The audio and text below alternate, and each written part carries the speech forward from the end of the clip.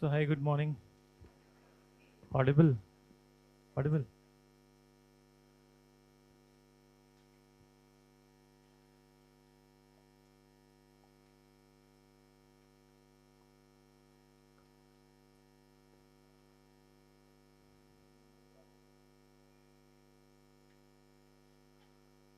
Wait for 1 minute.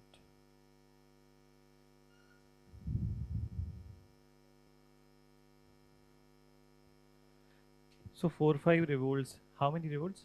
Number 7 we have seen. So a home and coal revolt also we have seen. Khasi also we have seen. Pagalpanthi, Sannyasi, Fakir. Is it? So what? Paika completed. A home Paika नहीं हुआ है हो गया है so then next one just give me 1 minute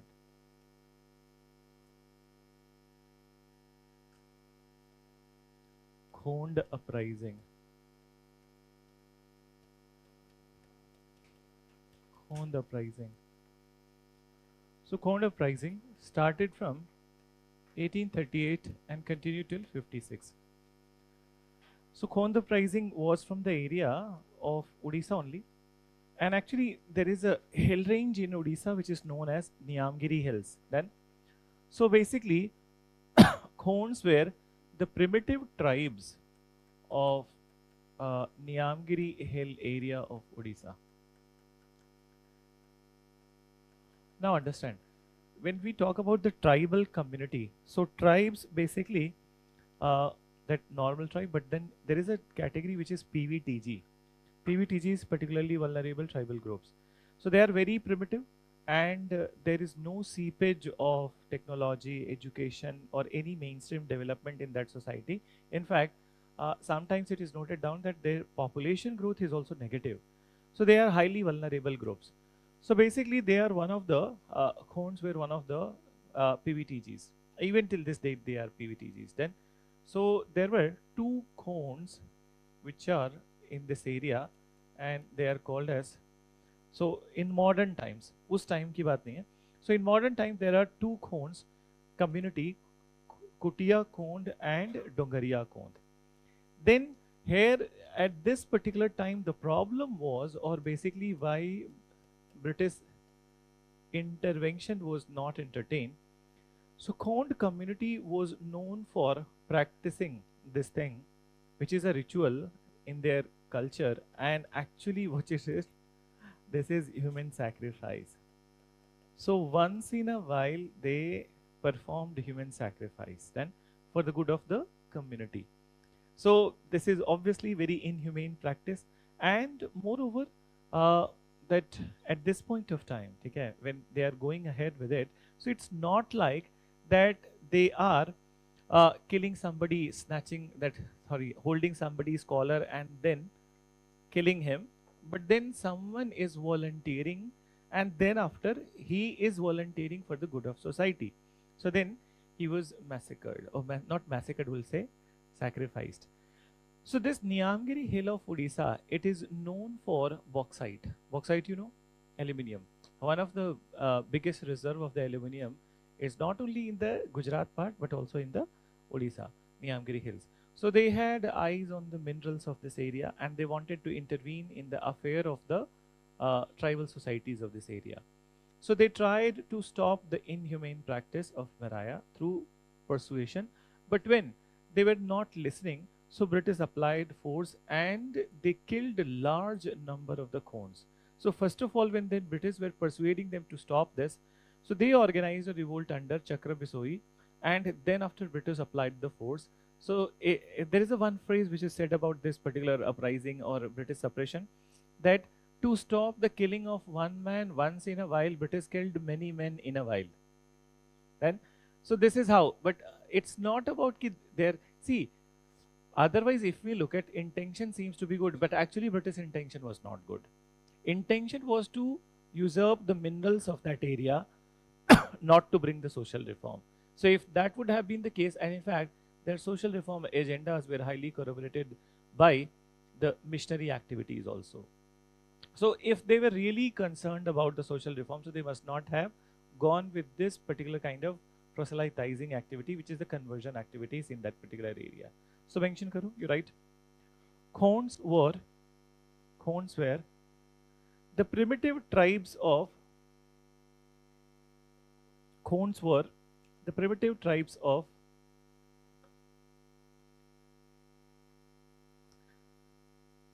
Niamgiri Hill of Odisha. Niamgiri Hill of Odisha.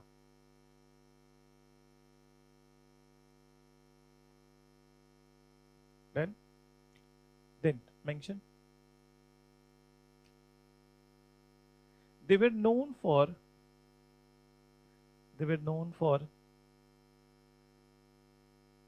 their inhumane practice. They were known for their inhumane practice of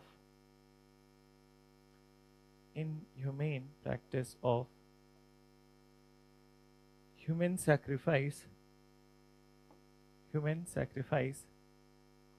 once in a while. Human sacrifice once in a while. Then mention British authority. British and once is practice को लिख लो MARIAH. The name of the practice was Maraya. So you can write it in the brackets. Then you write British authority tried to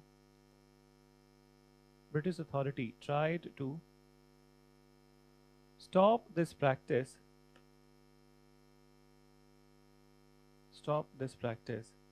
initially through persuasion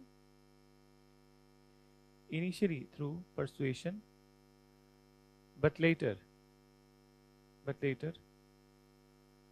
through the application of force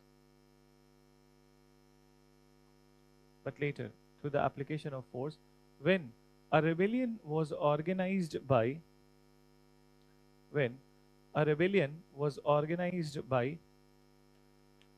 Chakra Bisoi. Rebellion was organized by Chakra Bisoi. Then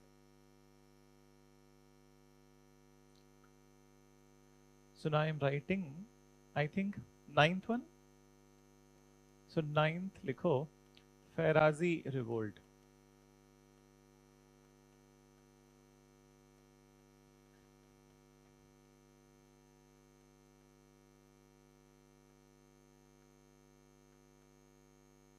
This is also the same timeline, 1837.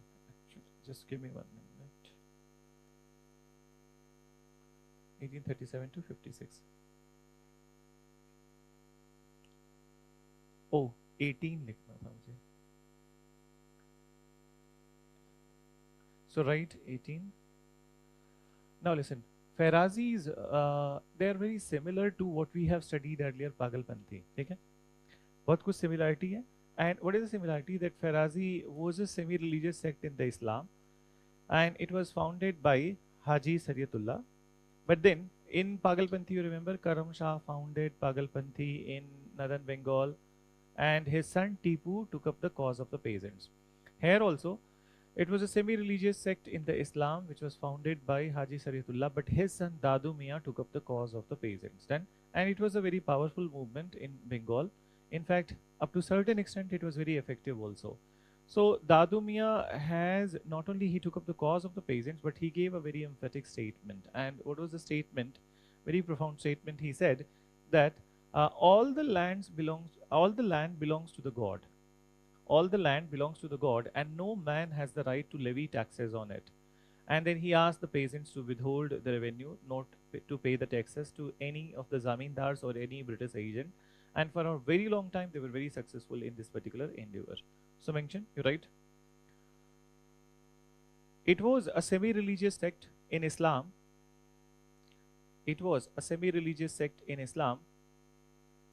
Founded by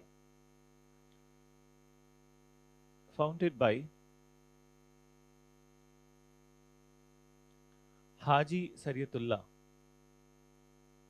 I'll write. Founded by Haji Sariyatullah.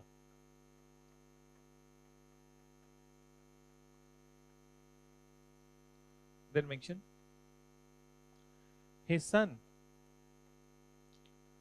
Dadu Mian. His son Dadu Mian took up the cause of peasants. His son Dadu Mian took up the cause of peasants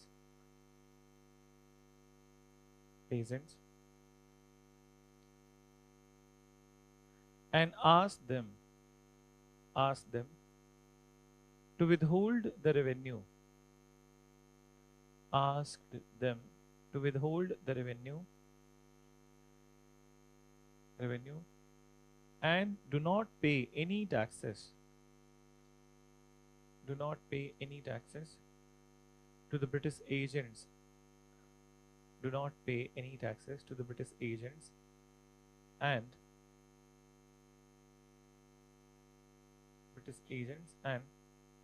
zamindars.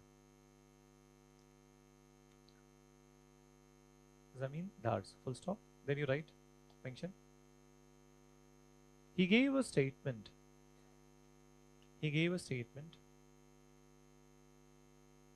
All the land belongs to the God.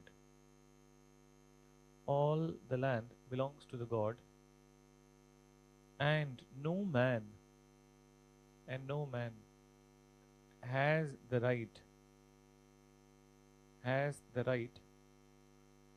to levy, L-E-V-Y, to levy taxes on it.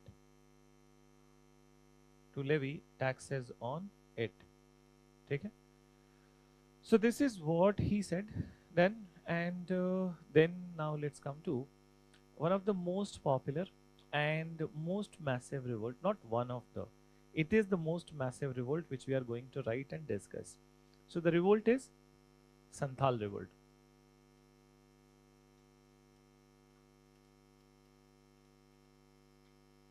Santhal uprising 1855-56.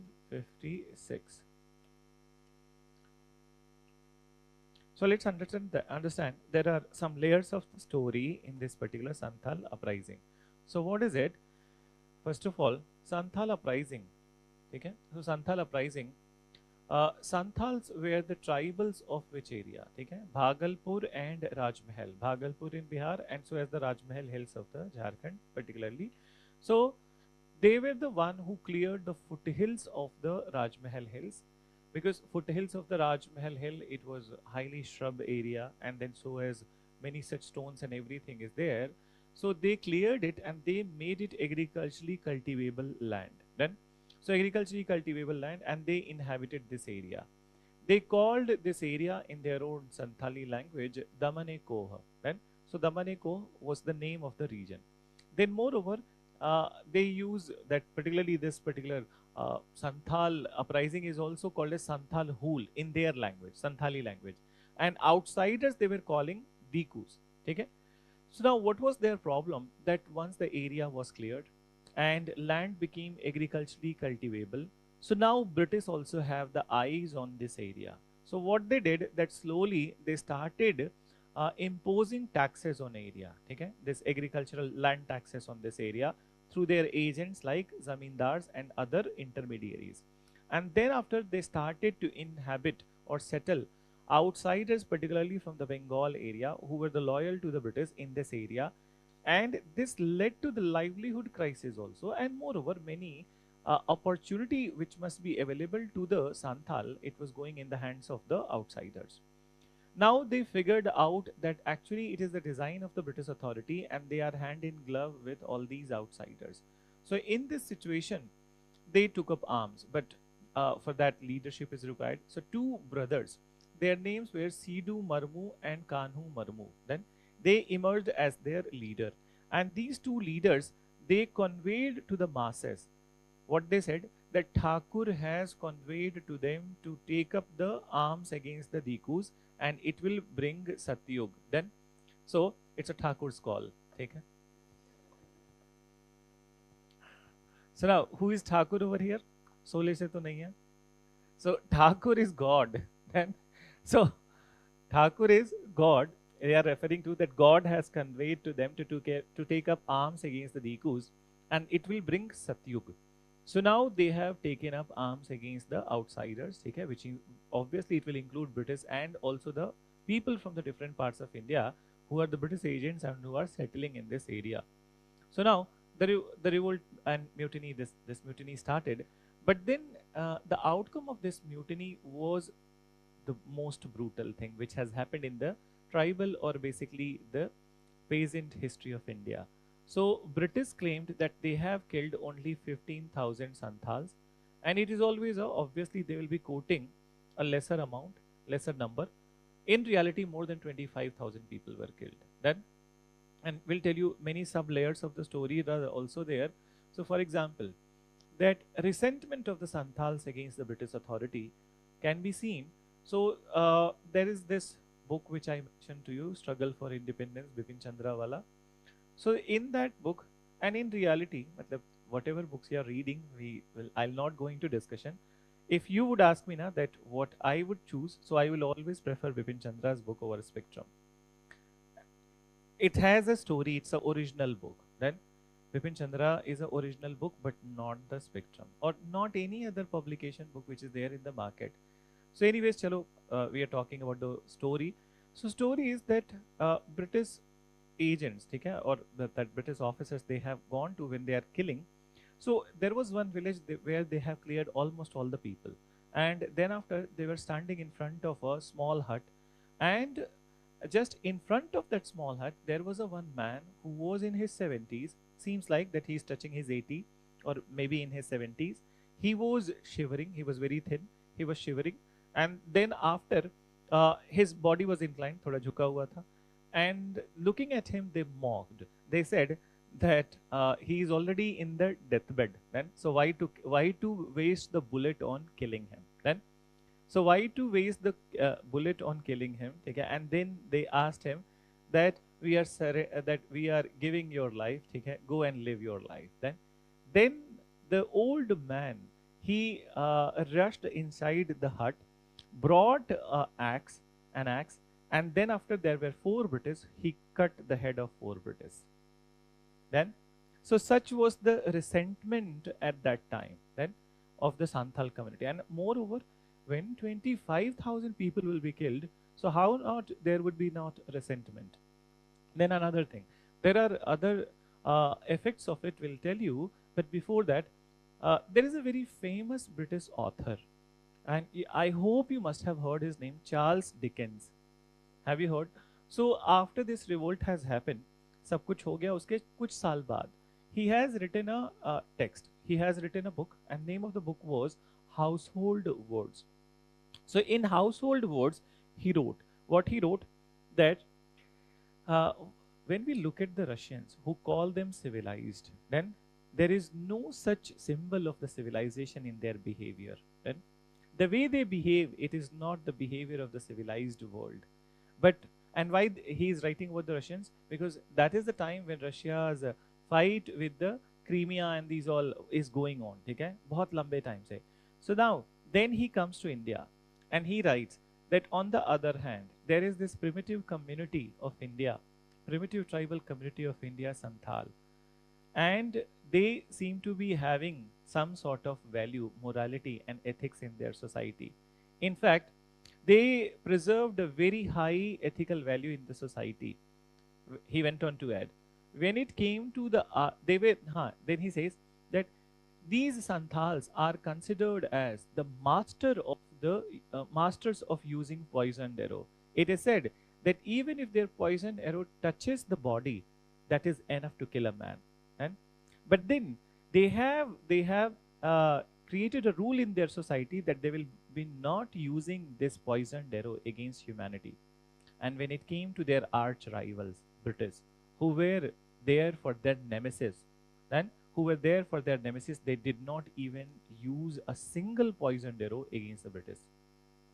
And so this is itself is a great example that they are angry, they are fighting in all the other ways, but they did not use poisoned arrows. Then, and poisoned arrows they were keeping only for the wild beast. Then, those who were threatening the society. So this is how. So he has written, and actually the people of Britain also came to know.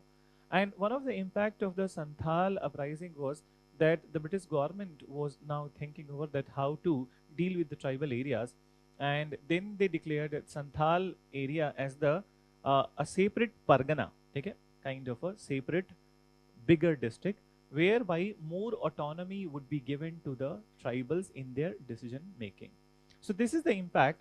Now इस impact का कभी अपने अभी के constitution में कोई effect है? Any effect? You will be reading actually in polity tribal autonomous areas. Then so in the tribal areas, yes, हाँ in अब मुझे आर्टिकल तो नहीं याद आ रहा है, but you guys will be reading जब भी होगा classes तो. So tribal autonomous area. So in tribal areas, more autonomy is given to the tribal society in the rules and regulations and the decision making. So mention, you write, it was the most massive.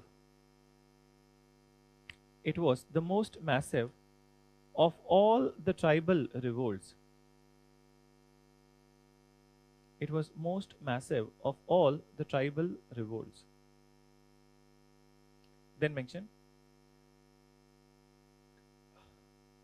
in Santhali language, it is called as, in Santhali language, it is called as Santhal Hool.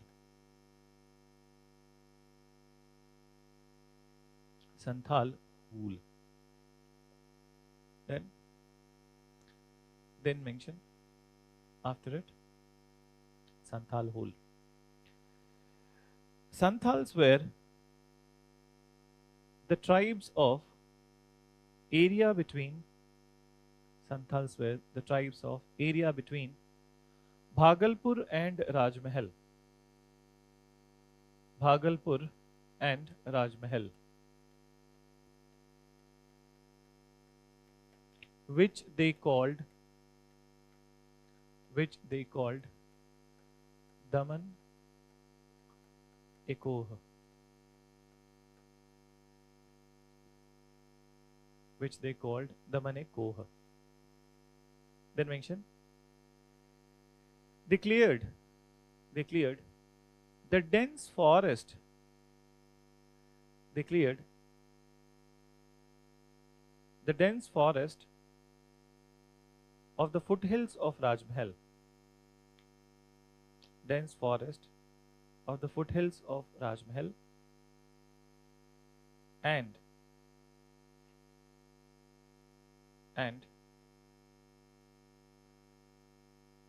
foothills of Rajmahal, and made it agriculturally cultivable. Made it agriculturally cultivable. Agriculturally cultivable. Then mention, British authority brought Santhal area under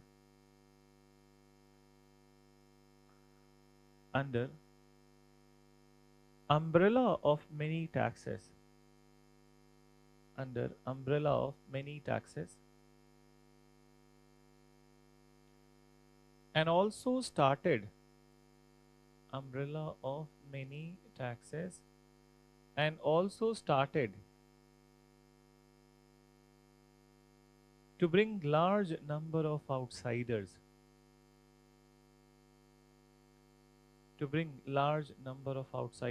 particularly from Bengal in this area.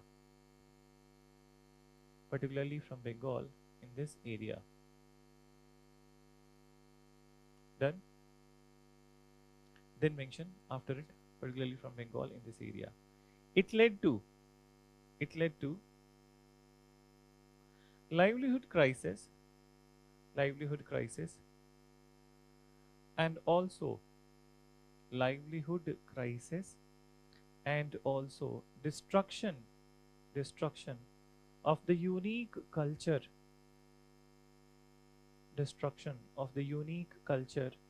of Santhals. Unique culture of Santhals. Then mention further unique culture of Santhals. Very soon, Santhals figured out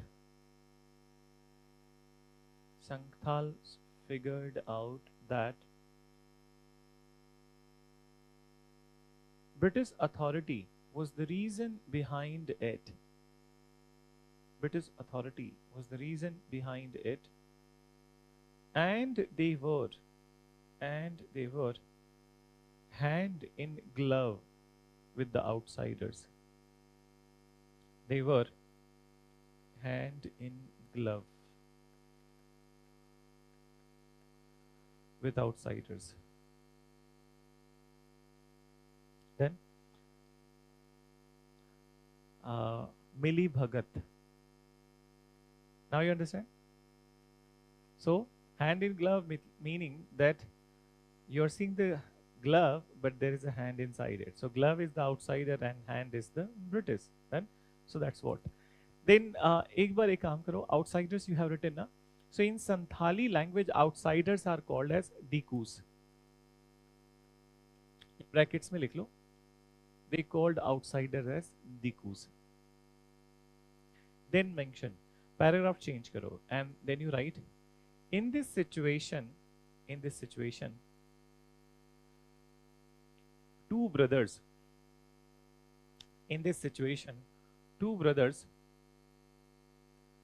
Sidhu Marmu and Kanhu Marmu,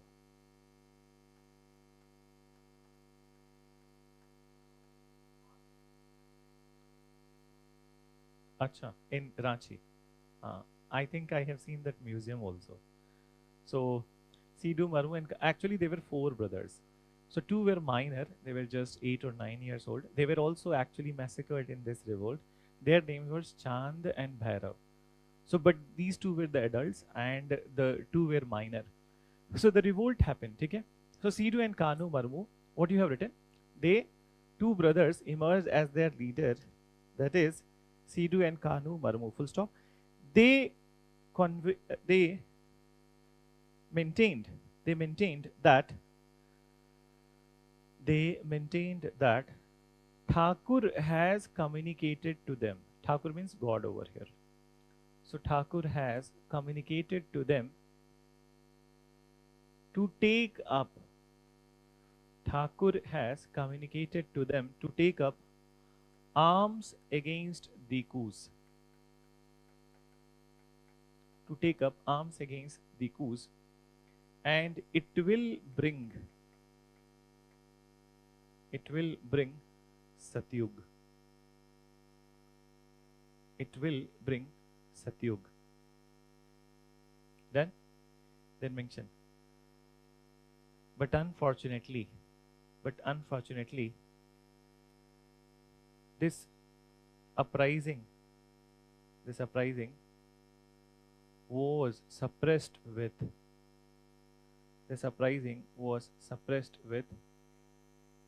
immense brutality.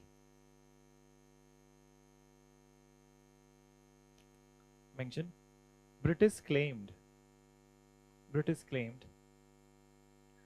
killing of 10,000 to 15,000 Santhals. British claimed killing of 15,000 Santhals, but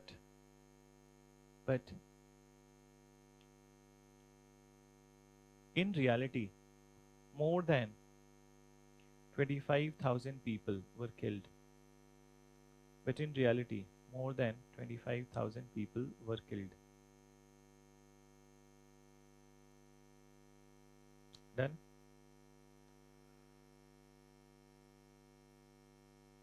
Okay. Then change paragraph and you write. One of the impact of this revolt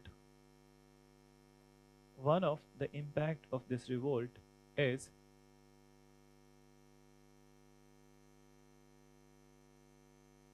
that in later times British declared Santhal as a British declared Santhal area as a separate pargana. Santhal area as a separate pargana with with more autonomy given to the with more autonomy with more autonomy given to Santhal community in their administration. More autonomy given to Santhal community in their administration. Santhal community in their administration. So this is what is about the Santhal uprising. Okay.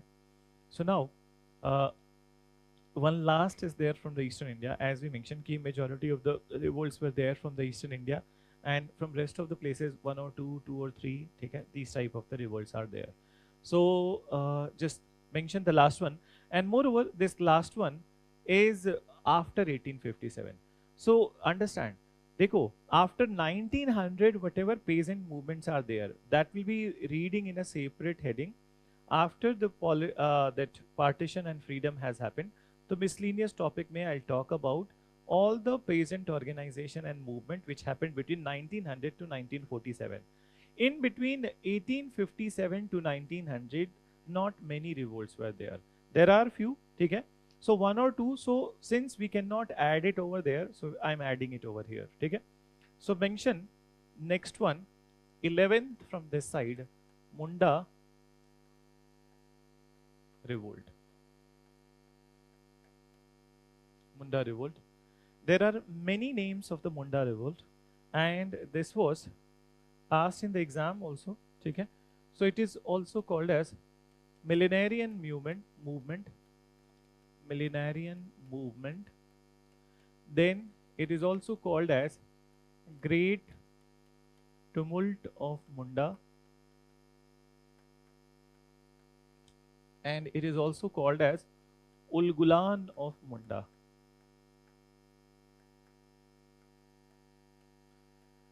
So can you guess that why it is called as millenarian movement?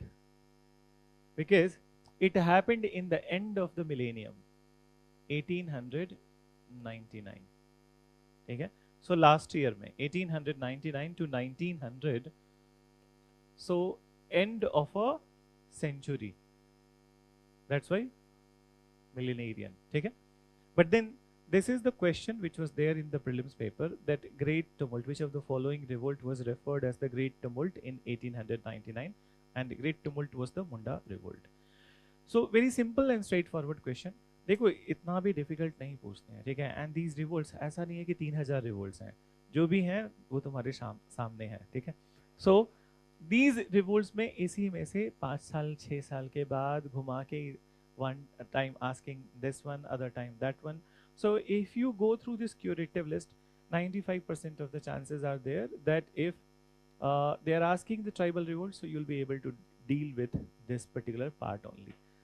So now let's understand 1899, this movement of the Birsa Munda. Okay?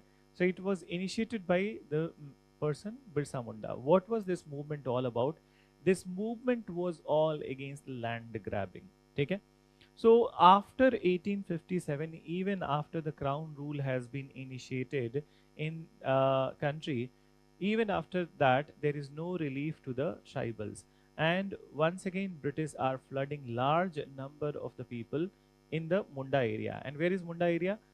The districts which are closer to Ranchi, particularly Khunti, Tamar, okay? So these are the districts, okay? So now, and Ranchi is also one of the major habitation of the Mundas. So now, what happened that they are bringing other people from the plain areas, and then after slowly transferring the land, and in fact there is land grabbing also which is happening. So initially he was an educated man, Birsa Munda. So he tried the discourse of the politics and so as the judiciary. And so discourse of the politics and judiciary, but nothing was coming in his way, and no solution was happening. And as we all know that when it comes to the judicial process, even in today's time, okay, judicial process, does it favors the poor or rich? It favors the rich. It's always a truth that it favors the rich. And I'll tell you, many examples are there before you. See, that if there is any case, ठीक है, if you are a kid of a rich person, तुरंत सुनवाई हो जाएगी, ठीक है, speedy trials will happen. I don't want to bring somebody's name, ठीक है, but then you have examples. Speedy trials will happen even if he is convicted, तो भी जल्दी हो जाएगा, ठीक है, and even if he has to be released, that will happen easily. But then if you are a poor person, so 10 to 15 years, ठीक है, you will be dragged in the this particular court disputes, and every now and then your life is hell. Every month you have a notice, you will have to go to the court. एक हफ्ते 3 दिन पहले से ही घर में tension start हो जाती है लोगों के, अरे यार कोर्ट जाना है, ठीक है. So that itself is a very pressurizing thing. So it is always that judicial processes, it favors the rich. And moreover, another thing I'll tell you, that you must have heard about a large number of very professional and then very successful lawyers, advocates, those who are politicians also, ठीक है, they have big names. उनसे हाँ, so नाम नहीं बोलना है, ठीक है, but then large number of people from every spectrum are there, and एक दिन का पूछ लो, एक दिन के charges क्या लेते होंगे, ठीक है.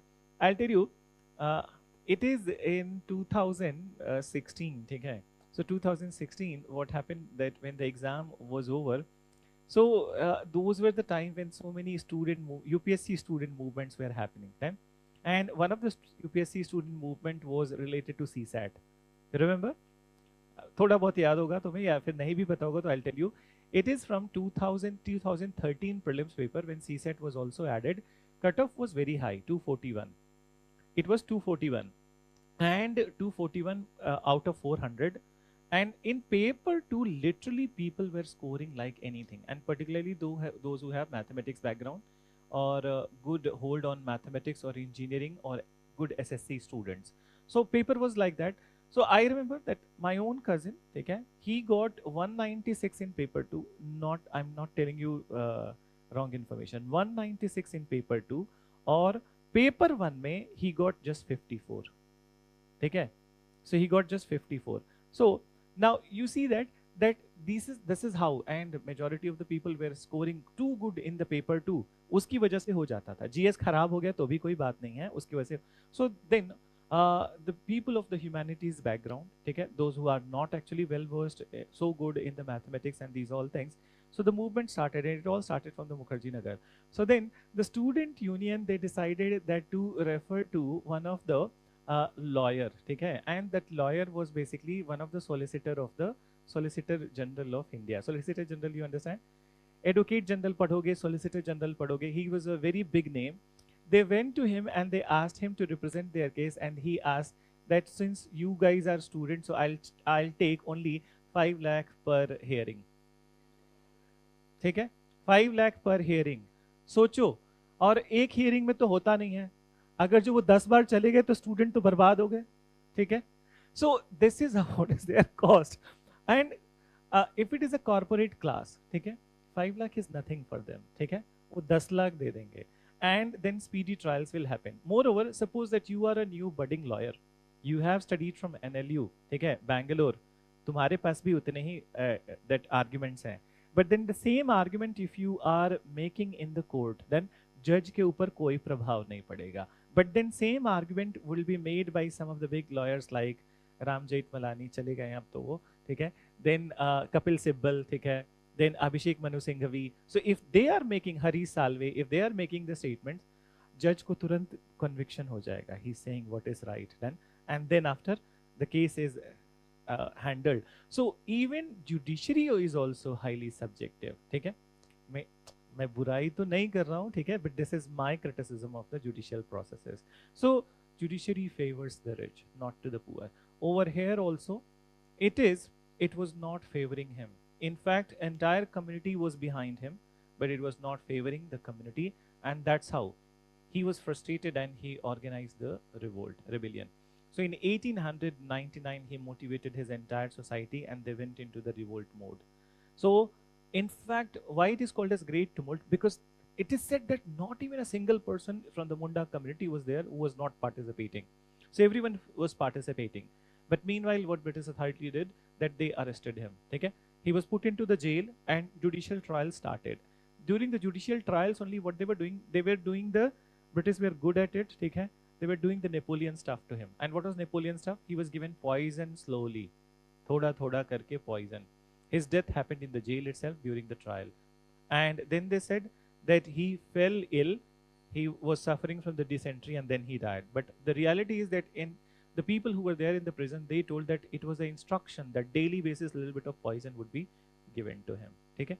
So he died, and then after he became, he was given the status of the Bhagwan in the Munda society. So in fact, even till this date, he is called as Birsa Bhagwan in the Munda society. So mention, you write. This movement was initiated by Birsa Munda.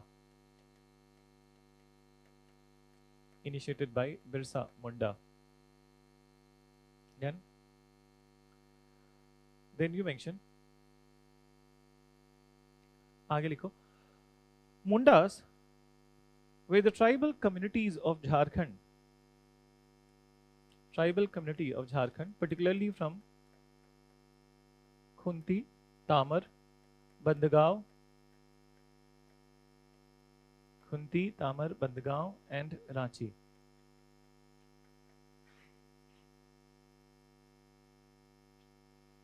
Full stop. I have written the places in on board. Tamar. Then mention their main resentment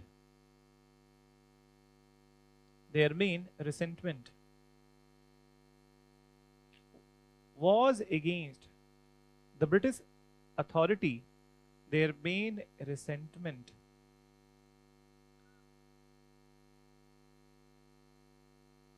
was against British authority and the outsiders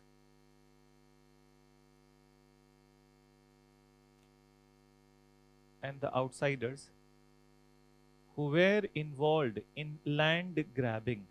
Their main resentment was against British authority and outsiders who were involved in land grabbing.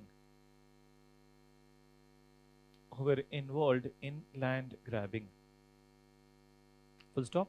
Initially, Birsa Munda tried to fight it.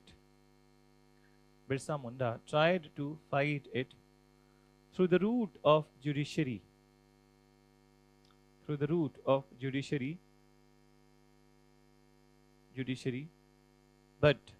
But seeing no results from the process,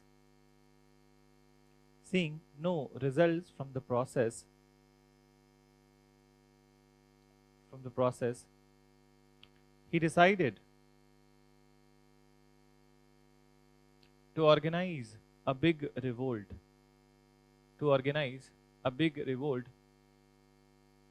Against the exploitative system.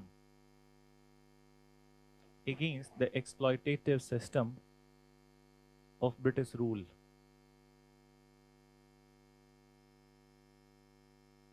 Full stop. Exploitative system of British rule. Done. Then mention he envisaged an egalitarian society.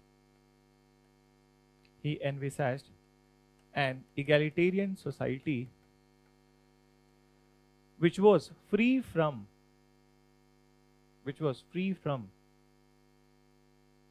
any kind of exploitation.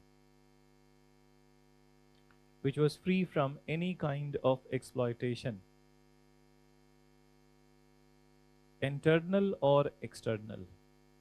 Any kind of exploitation, internal or external. Then mention. So this is one part. Then full stop के बाद लिखो. During the course of revolt, he was arrested.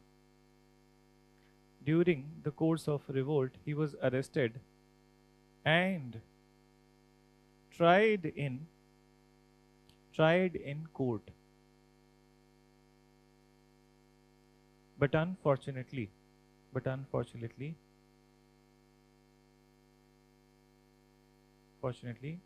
due to due to poisoning in jail, poisoning in jail, his death happened. Poisoning in jail, his death happened. Then, so this is what is about the revolts that we needed to see from the eastern part of India. Now, one by one, we'll see the north, west, and the south. Okay? So, chalo, let's start with the north part. North, mein there are only two revolts.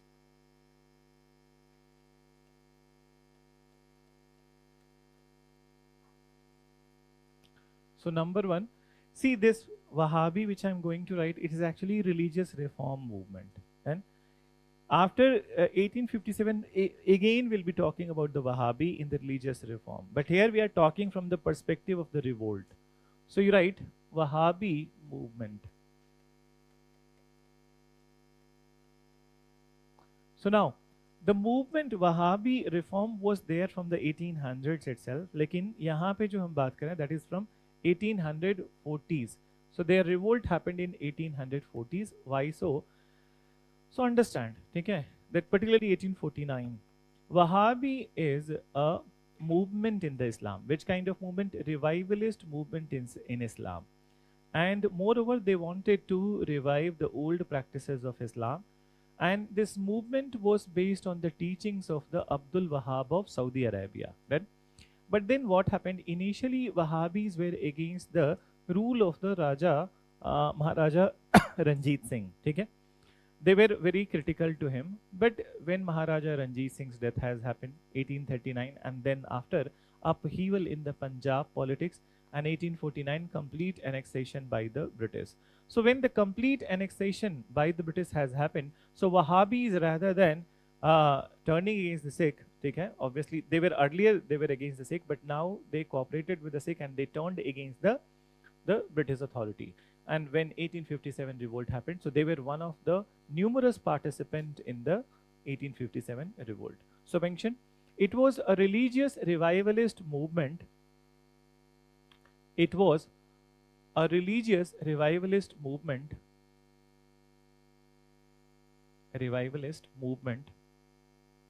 in Islam, based on the teachings of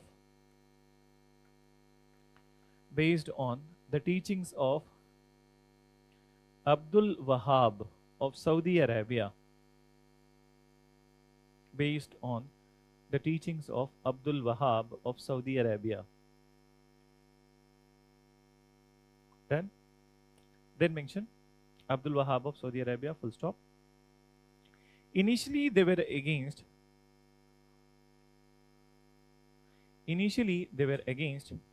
the Sikh rule of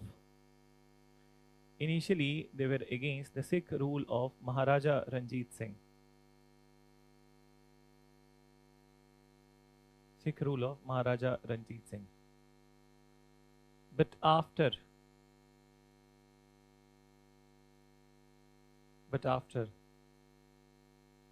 annexation of Punjab,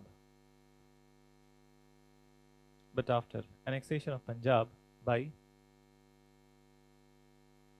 British authority, they turned against annexation of Punjab by British authority. They turned against British. And in 1857 revolt, they participated in large numbers.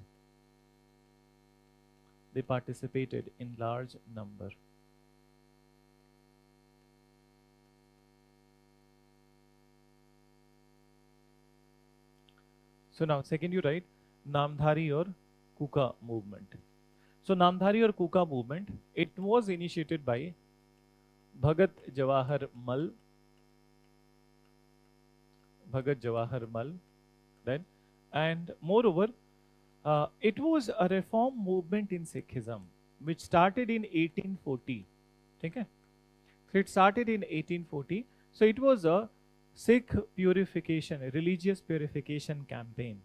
But then, once again, they also started to behave in the same manner like the Wahhabis when the Punjab was completely annexed in the 1849. And they also participated in the large numbers mentioned. You're right?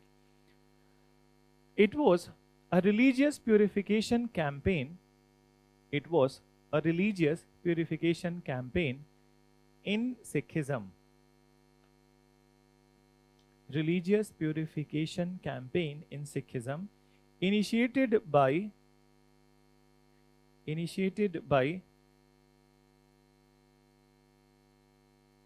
Bhagat Jawahar Mal in 1840. But later, after the annexation, 1840 full stop, but later, after the annexation of Punjab,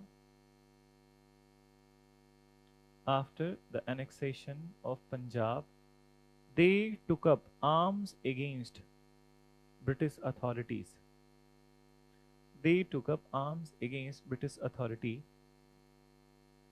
And participated in large numbers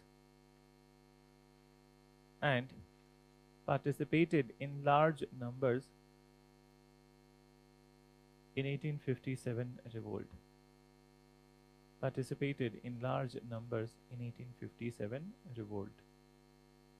Then, so this is what is about Namdhari and Kuka, and that's from the North India. Let's move on to the West India.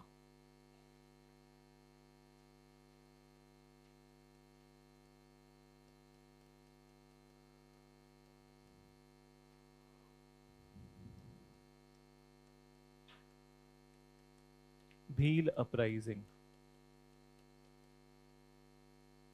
Then 1822 to 1846.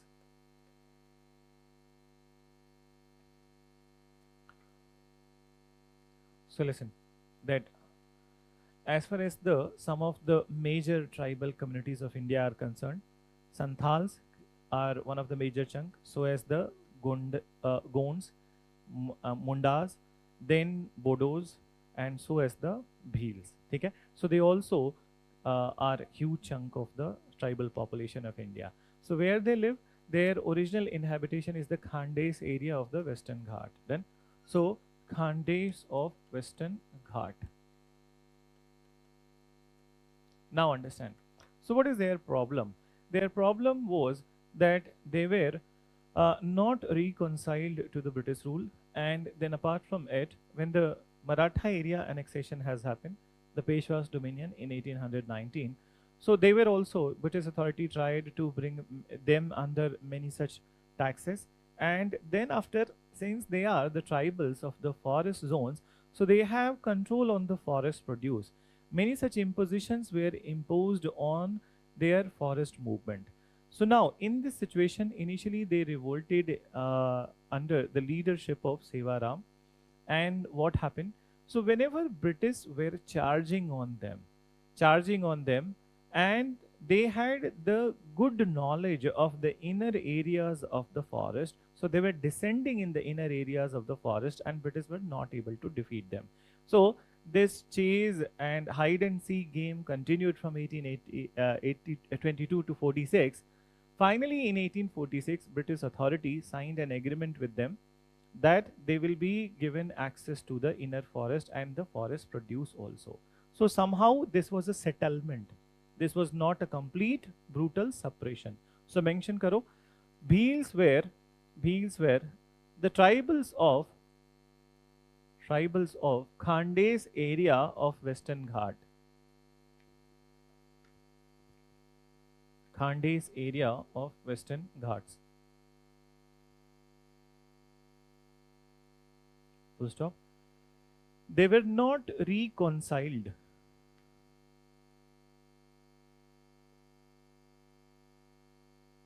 They were not reconciled to British rule. They were not reconciled to British rule in their area.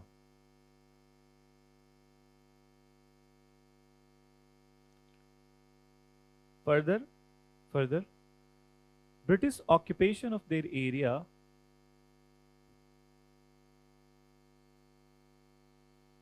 British occupation of their area brought agricultural hardship. British occupation of their area brought agricultural hardship, employment crisis,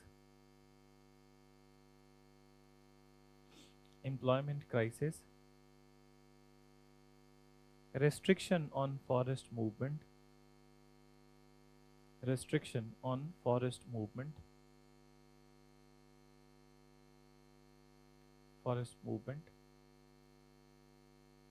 and burden of taxes. Burden of taxes. Full stop. Initially, revolt was organized under the leadership of Sevaram.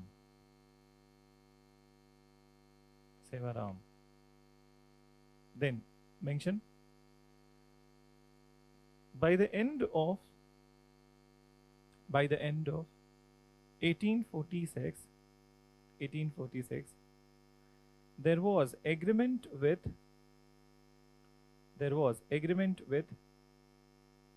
British whereby British authority allowed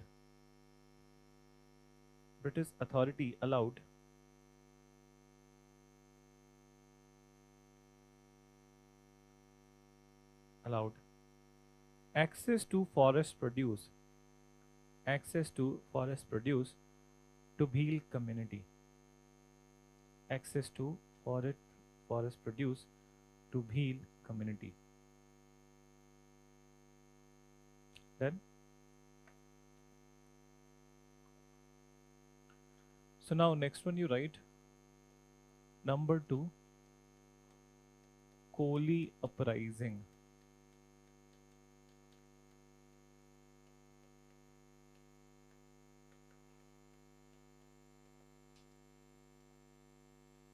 (1829 to 44). Then, so now understand that you have studied coal in the eastern India, and here we are studying Koli. So Koli were the fisherman community of the Maharashtra, particularly the entire Western Ghat area, starting from the Bombay until Goa, you can say that is the Koli community. And they were influential community because they had complete control on the catchment area of the Western Ghat. Catchment area, understand? Jahan se fishing can be done. So in fact, they had many forts in the coastal areas.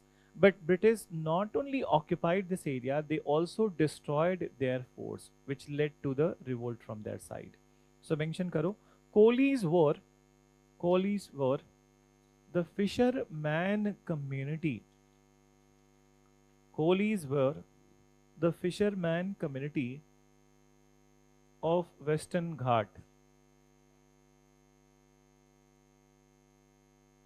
Western Ghat. Earlier, they had good source of living. Earlier, they had good source of living through fishing activity. Good source of living through fishing activity.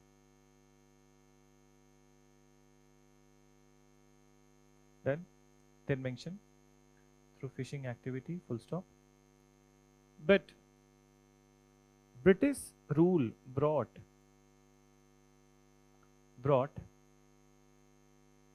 livelihood crisis for them. British rule brought livelihood crisis and British also destroyed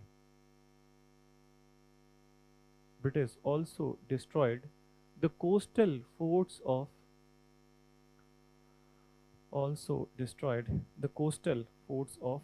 Colis. Coastal forts of Colis. Then so now this is Koli uprising. This is the reason.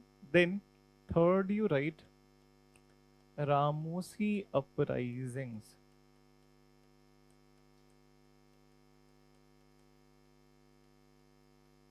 So 1822, 25, 39. So there were three rivers.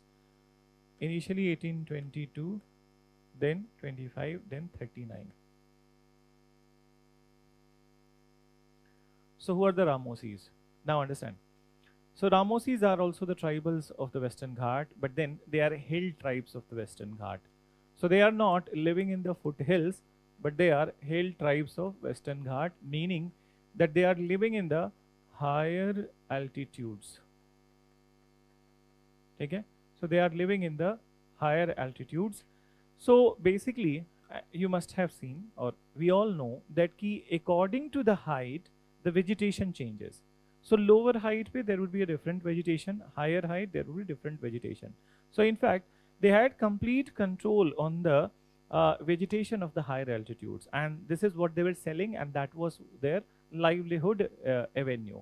So one of the higher altitude thing was the toddies. Okay? Toddy, you know, that palm trees and the toddy tapping. No idea.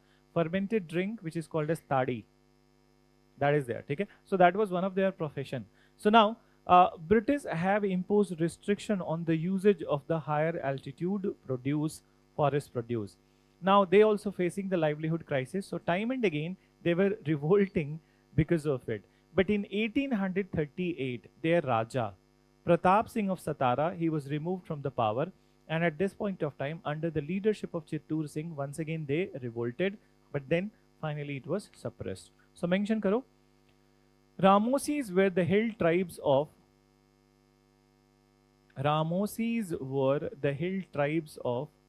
Western Ghats, and they mainly resided in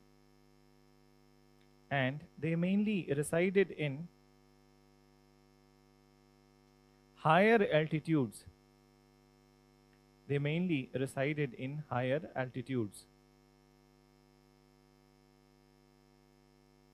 Then mention they had complete control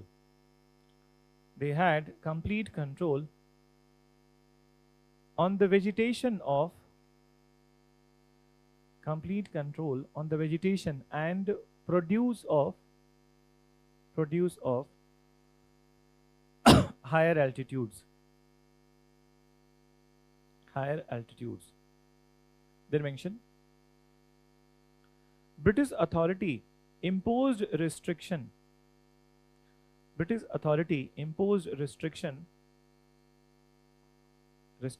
on their usage.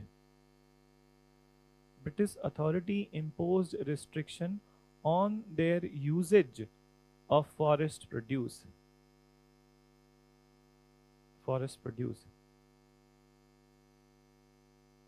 On their usage of forest produce, full stop. Initially, they revolted under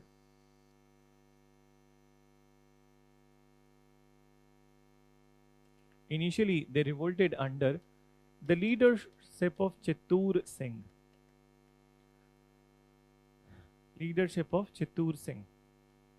But later, in 1838,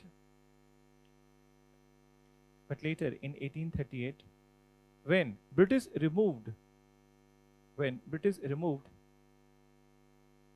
their Raja, Pratap Singh of Satara, the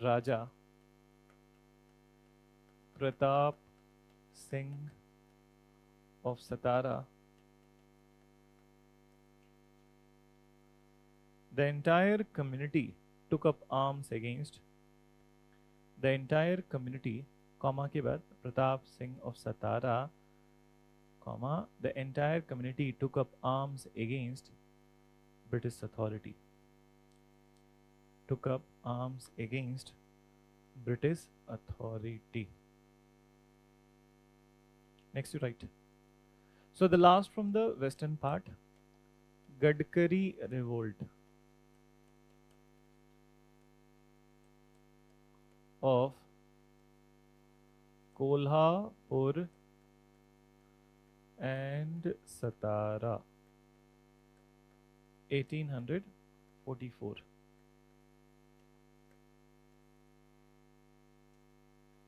Gadkari revolt of Kolhapur and Satara.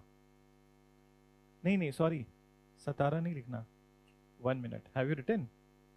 It is थोड़ा सा change कर दो. Savantwadi. It's not Satara. Kolhapur and Savantwadi.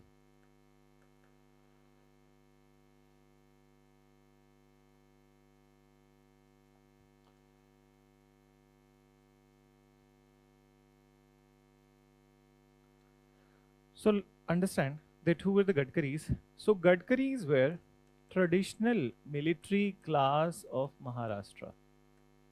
Traditional military class. And from the regime of Chhatrapati Shivaji Maharaj, they were given one duty, and the duty was they were the one who were protecting Maratha forts. So they were the one who traditionally protected the Maratha forts. So already in 1819, the annexation of the Maratha area has happened, Peshwa's dominion has happened. And then after, in 1844, British removed Gadkaris, they disbanded their unit and they removed them from the duty of protecting the Maratha forts. Now it was brought under the British army. So that's how, when they were unemployed, so initially they revolted from Kolhapur. Once the revolt was suppressed from Kolhapur, so they went to Savantwadi. And once it was suppressed from Savantwadi, so they went to Goa. Okay? And they continued from Goa till 1857. So mention karo. You write, Gadkaris were the traditional military class. Gadkaris were the traditional military class of Maratha Empire.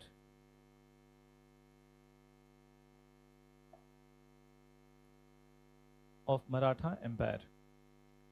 They protected the Maratha forts. They protected Maratha forts. Full stop. But after British occupation of this area, British occupation of this area,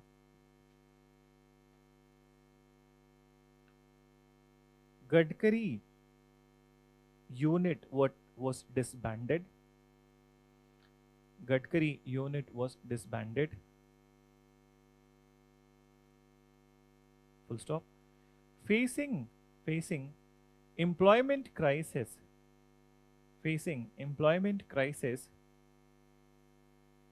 Initially, they revolted from Kolhapur.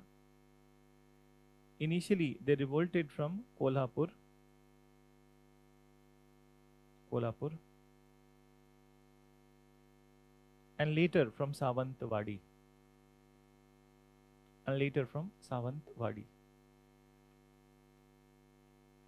Done?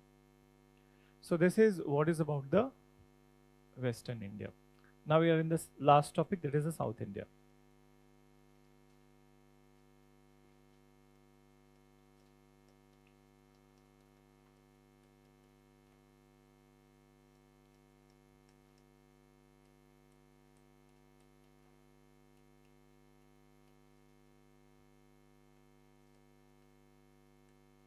So mention revolt of Raja of Vijayanagaram, 1793-94.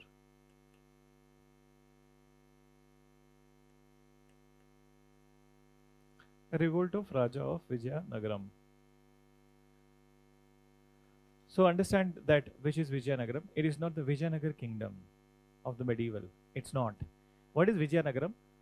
Have I mentioned in the Anglo-French wartime Nadan Sarkar? I think I mentioned. ठीक है? फिर भी सुन लो that what is there.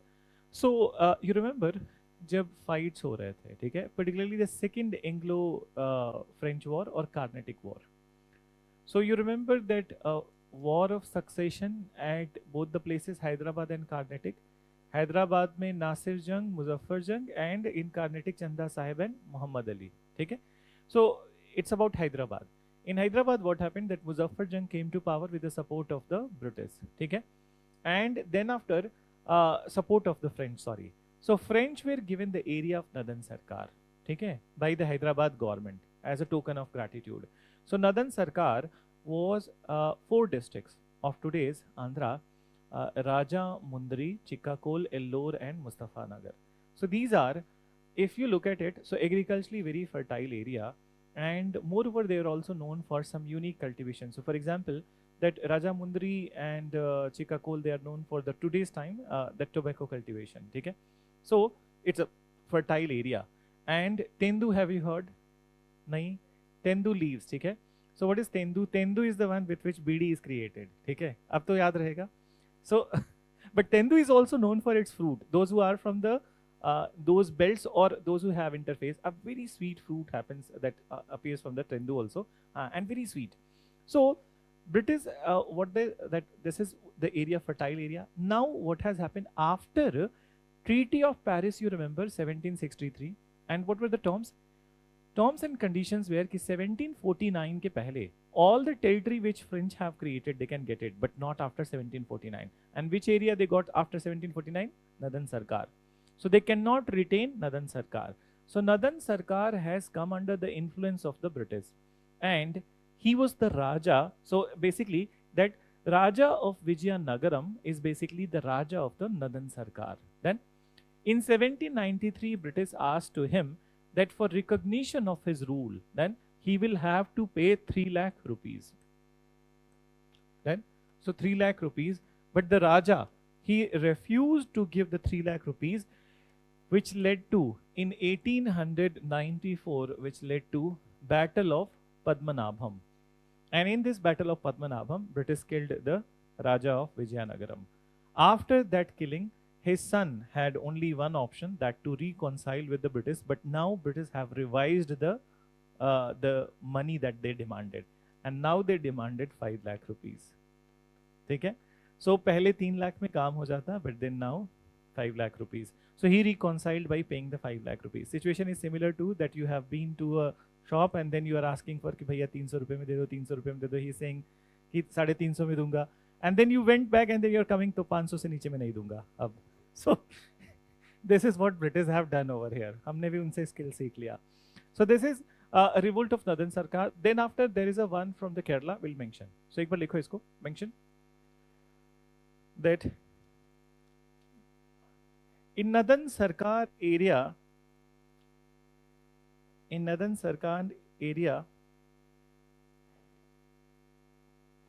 of Andhra, Nadan Sarkar area of Andhra, British demanded 3 lakh rupees. British demanded 3 lakh rupees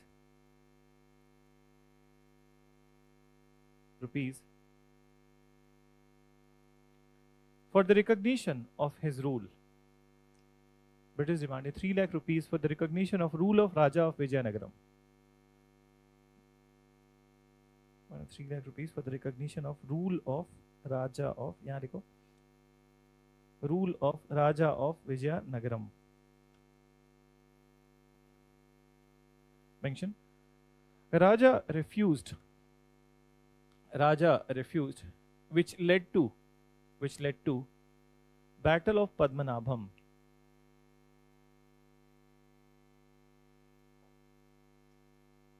Raja refused, which led to Battle of Padmanabham.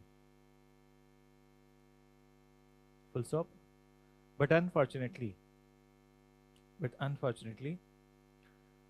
Raja was killed.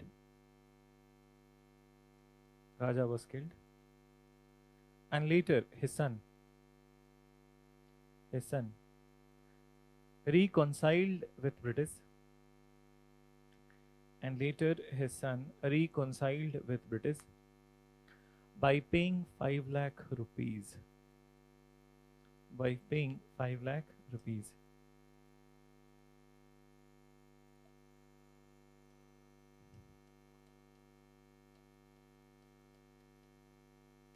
Mentioned revolt of Diwan Velu Thampi, 1805. So revolt of Diwan Velu Thampi, 1805, and this is from the area of Travancore in Kerala. Travancore in Kerala. So now remember, Travancore was one of the adversary of Tipu Sultan. Remember? And it is because of the Travancore the third Anglo-Mysore war happened, in which British also jumped, Maratha and Nizam also came.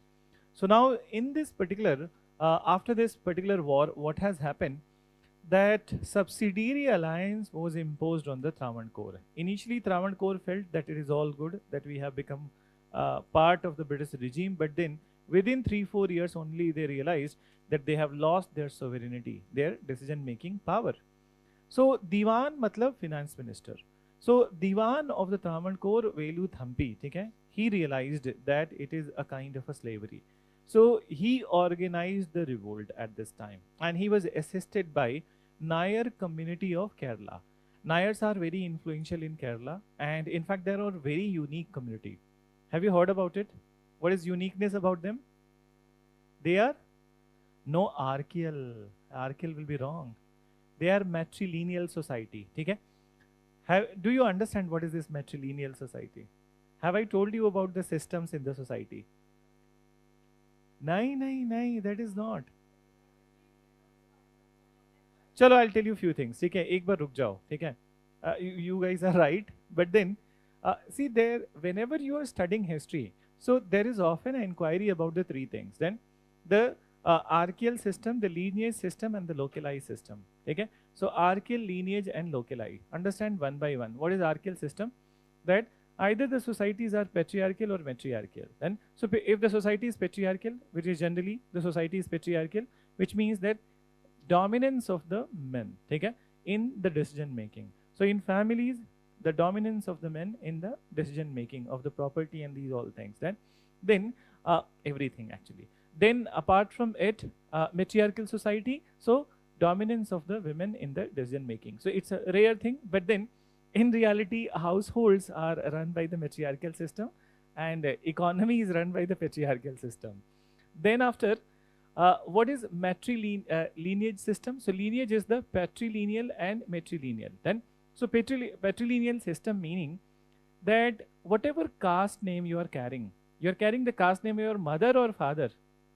Father, okay? So lineage of the many such traditions, customs, descent, and then property also. So for example, what is general system in the society? That the father's property is transferred to the son, okay? And father's property is transferred to the son. So lineage from the father's side to the son, okay? Then so as the caste naming, so as the many other things of the transfer. So that is inheritance pattern. So that is patrilineal, matrilineal. But matrilineal society mein kya hoga? Caste name would be the mother's side. Okay? So Nairs are the matrilineal society. Now understand, Nair community, so what is the system in the Nair community? That the Nair community, that if the son is born, then so son will be named after the mother's caste. Then so son would be the name after the mother's caste, not father's caste. And moreover, it's a unique society which is patriarchal and matrilineal. Then how it is patriarchal? So the eldest brother is the head of the family. Okay? So eldest brother is the head of the family. So that is head of the family ka matlab dominance, decision making. Okay? So it is patriarchal. And the caste naming, inheritance of property, everything is happening with the name of the mother. So that is the matrilineal. And anyone, any big name that you can suggest who is from the Nair community? Sasi Tharoor. Okay? So Nair community. So Nairs are this. Then let's come to the locali system. Locali is basically the pattern of residence, and pattern of residence is that after the marriage, okay, if the girl goes to the house of the boy, it is patrilocal system, and if the boy goes to the house of the girl, is a matrilocal system. So generally, the society is patrilocal, we all know, but then there are matrilocal societies in India. कहाँ पे? Meghalaya. Very good, exactly. So in Meghalaya, Khasi community, Thike Garo, and these all tribal community, there is the matrilocalized system where after the marriage, boys goes to the girl's house. ठीक है? So लड़का घर जमाई हो जाता है. But then, what is the today's system? बहुत कुछ change हो चुका है, ठीक है? So न लड़का लड़की के घर जाता है, न लड़की लड़के के घर जाती है, दोनों दूसरे एक कहीं और चले जाते हैं, ठीक है? वो दिल्ली में आके रहते हैं, ठीक है?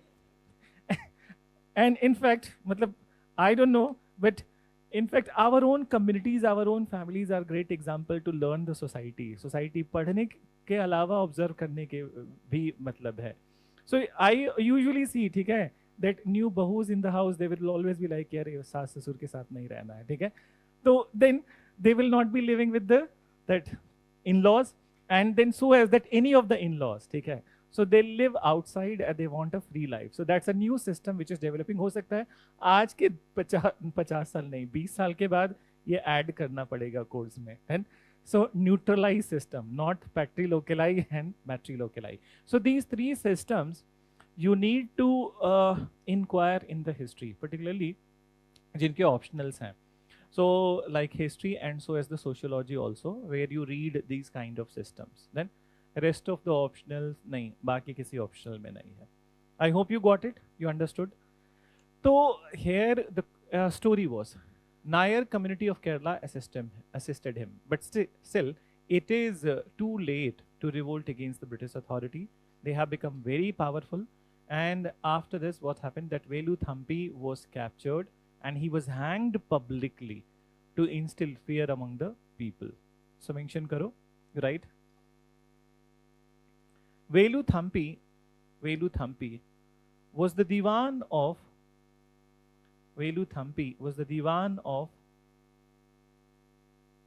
Travancore kingdom. Was the Diwan of Travancore kingdom. Then mention after it.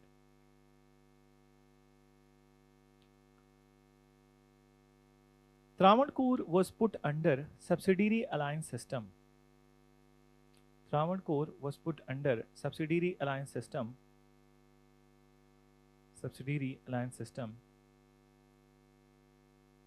And after some time, they realized that it is difficult to rule. It is difficult to rule due to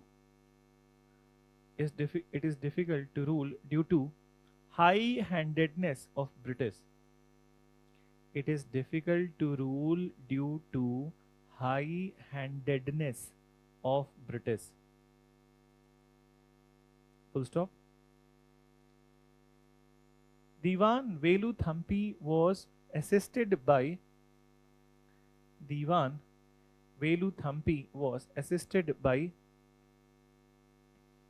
Nair community of Kerala.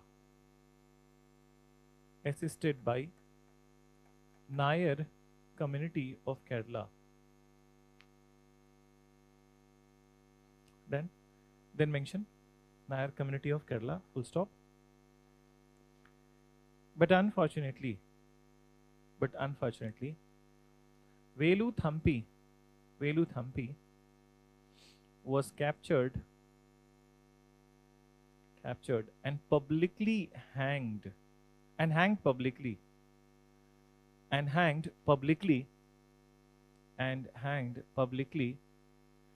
instill fear among people. Hanged publicly to instill, INSTIL, fear among people.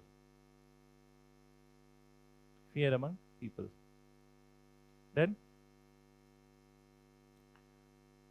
so now the last revolt we are writing, and it is after 1857. So Ramosi uprising,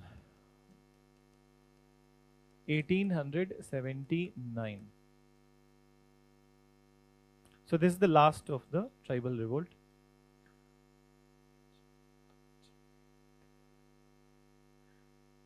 Yes? No, no, no. अच्छा रामोसी लिखा है. Just 1 minute. वही मैं सोच रहा हूँ. It's a Rampa rebellion. Just 1 minute. Ramoshi लिख चुके हैं ना? हाँ, that was in the Western Ghat area. Give me 1 minute. Rampa rebellion. Fine. So Rampa rebellion. So now listen. That it is exactly similar to the Ramosi. Only difference is that they are the hill tribes of the Eastern Ghat and Ramosis were the hill tribes of the Western Ghat. So similar situation, what we studied in the Ramosi time, that high altitude forest produce, they had the control, their livelihood was dependent on that. Similarly over here, Rampas are the tribals of the high altitude areas of the Eastern Ghat, okay? And they had the complete control on the produce of this area and that was their livelihood avenue. So British imposed many restrictions on the forest movement and use of the forest produce, after which they have revolted. And in fact, it also led to the recognition of their rights of the forest. So mention karo, you write, Rampas were the hill tribesmen of Eastern Ghats, hill tribesmen of Eastern Ghats, and they inhabited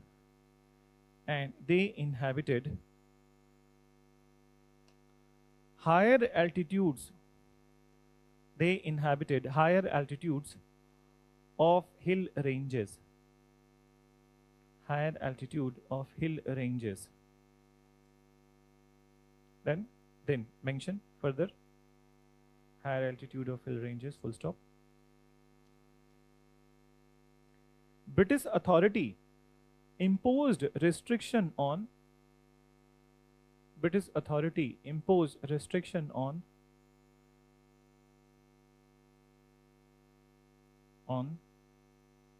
their forest movement and use of forest produce.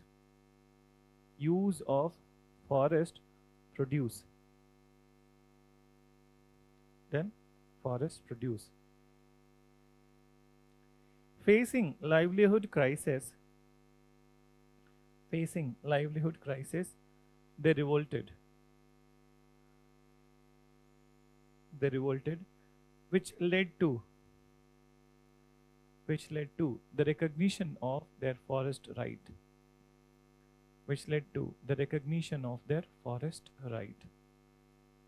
Then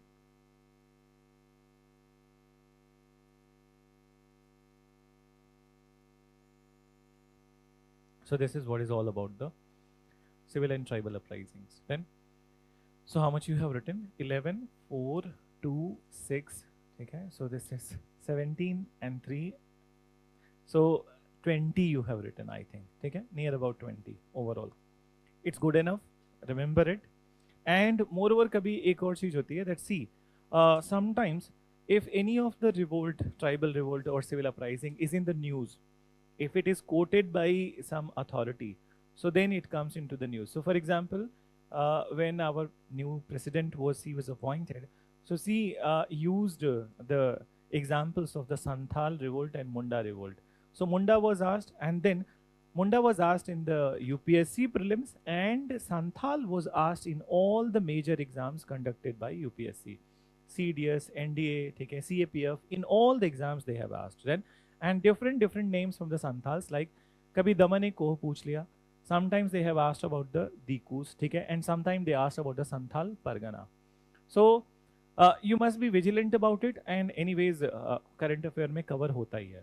So if anything, any revolt or anything would be in the news, so that will be part of your current affairs in the culture section. Okay? So culture and history section, keep looking on it. Then, so now we are done with this part, which is highly factual. let's move on to one of the landmark event of the Indian history, that is 1857 revolt. So let's start 1857 revolt.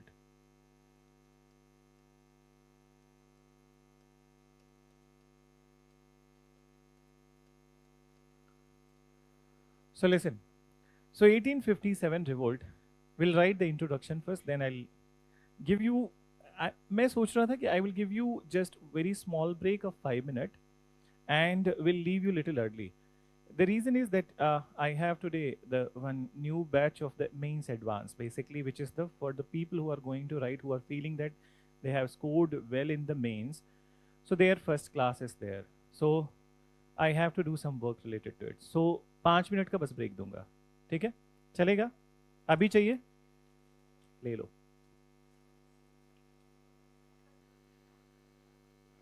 5 minute हो गए.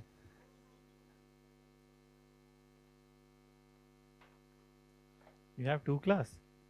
नहीं तो अभी कहाँ 2 class होगी? Saturday and Sunday? Good luck. इस week में नहीं है. So जून ना, maybe from August. हो सकता है हफ्ते में 3 दिन हो. And very closer to prelims, it can go 3 also. मतलब classes तो नहीं, but then when the current affair program starts. So now chalo, let's start with the 1857 revolt. And it was a landmark event in the Indian history. So landmark event in the Indian history, and moreover, this revolt marked the end of an old era and the beginning of a new era. But how it happened, okay? So basically, that when we talk about this revolt, so this revolt was, it is not something which has happened all of a sudden. There were the reasons which were present from very long time. So actually it is said that this revolt was the final culmination of the 100-year-long tradition of the fierce resistance against the British authority. So now what word I have used, 100-year-long tradition of the resistance against the British authority. So 1857 से 100 year पीछे की तरफ कौन सा होगा? 1757. And we are counting from the Battle of Plassey till 1857. So look at it, that in 1757 there was this Battle of Plassey, and then after n number of the battles are there. Battle of Buxar, ठीक है? Then Anglo-Mysore War, Anglo-Maratha War, Anglo-Sikh War. So n number of the wars are there, and apart from it, there are large number of the civil and tribal uprising. So what is it? That each and every ruler of India, small or big, and the people of India, they resisted against the British. Though they were defeated, but then the defeat was not without resistance, meaning that they resisted, they fought. Unfortunately, they are defeated. So now, this revolt was the final culmination of this 100-year-long tradition of the revolt. Moreover, the situation, the circumstances which were there in the 1857, this type of the circumstance never rose in the past. कभी past में नहीं था. And it seemed in 1857 that it will not tend to reoccur in the future. कि ऐसा future में भी नहीं होगा. And this is the right time. So that's how the revolt started. When it comes to the causes of the revolt, so causes of the revolt were intertwined with each other. ठीक है? Meaning that कि एक दूसरे से मिले उलझे हुए थे, ठीक है? So they were intertwined with each other, and that's why it is difficult to determine the sequence in which the event started to happen. So we can't say that this is the first, that this is the most important event, this is the least important event. In fact, all of them were influencing at the same point of time. So when it comes to any such a big scale revolt, so there must be a precipitating factor or immediate factor of the revolt. There are the factors which are there from the very long time, but कोई immediate factor होना चाहिए लड़ाई के लिए, ठीक है? So the immediate factor was basically the change of the rifles in the army. Then so change of the rifles in the army. Now understand what is precipitating factor or immediate factor. That you have resentment with somebody, and generally we all have resentment with our neighbors. Then they are necessary evils. Then so so necessary bhi and they are evils also. But then resentment. So suppose that you have cleared the exam, ठीक है, you have got a top 10 rank in the exam, and you know the status of your neighbors, then that बाहर से तो they will be very happy, ठीक है, but then अंदर कौन जाने, ठीक है, क्या जल रहा है, and they just want, ठीक है, कि किसी न किसी दिन तो मौका मिले. And finally what happened, that so much of resentment, so much of jealousy is there. One fine day rain happened, rainy season आ भी गया है, ठीक है, and यही एग्जाम्पल देता हूँ, तुम्हारे घर का पानी उनके घर में गिरने लगा, and that's how they will start fighting. कोई वजह नहीं है, ठीक है, that rain water, but then वजह मिल गई, ठीक है, कि आपके घर का पानी मेरे घर में गिर रहा है. ये अक्सर होता है, ठीक है, दिल्ली में तो मैंने इतनी बार देखा है कि पूछो मत, ठीक है. So now, so precipitating factor is important. पहले से रीजंस हों, लेकिन तुरंत फाइट करने के लिए there must be some immediate reason. So here what was it? It was the replacement of the old rifle. The name of the old rifle was brown-based musket.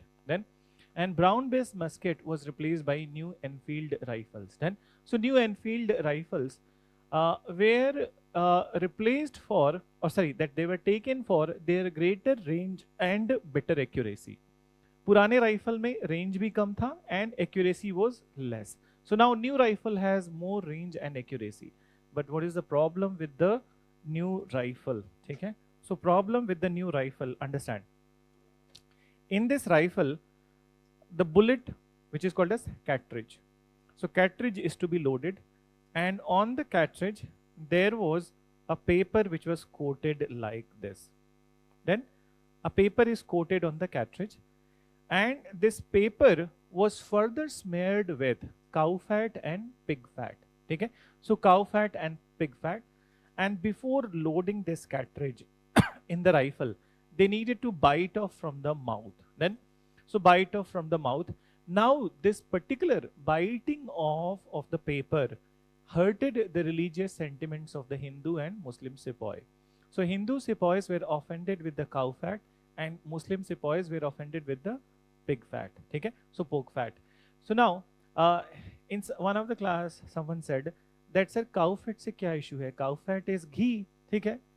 So you need to understand that they were not applying the ghee on this paper, ठीक है?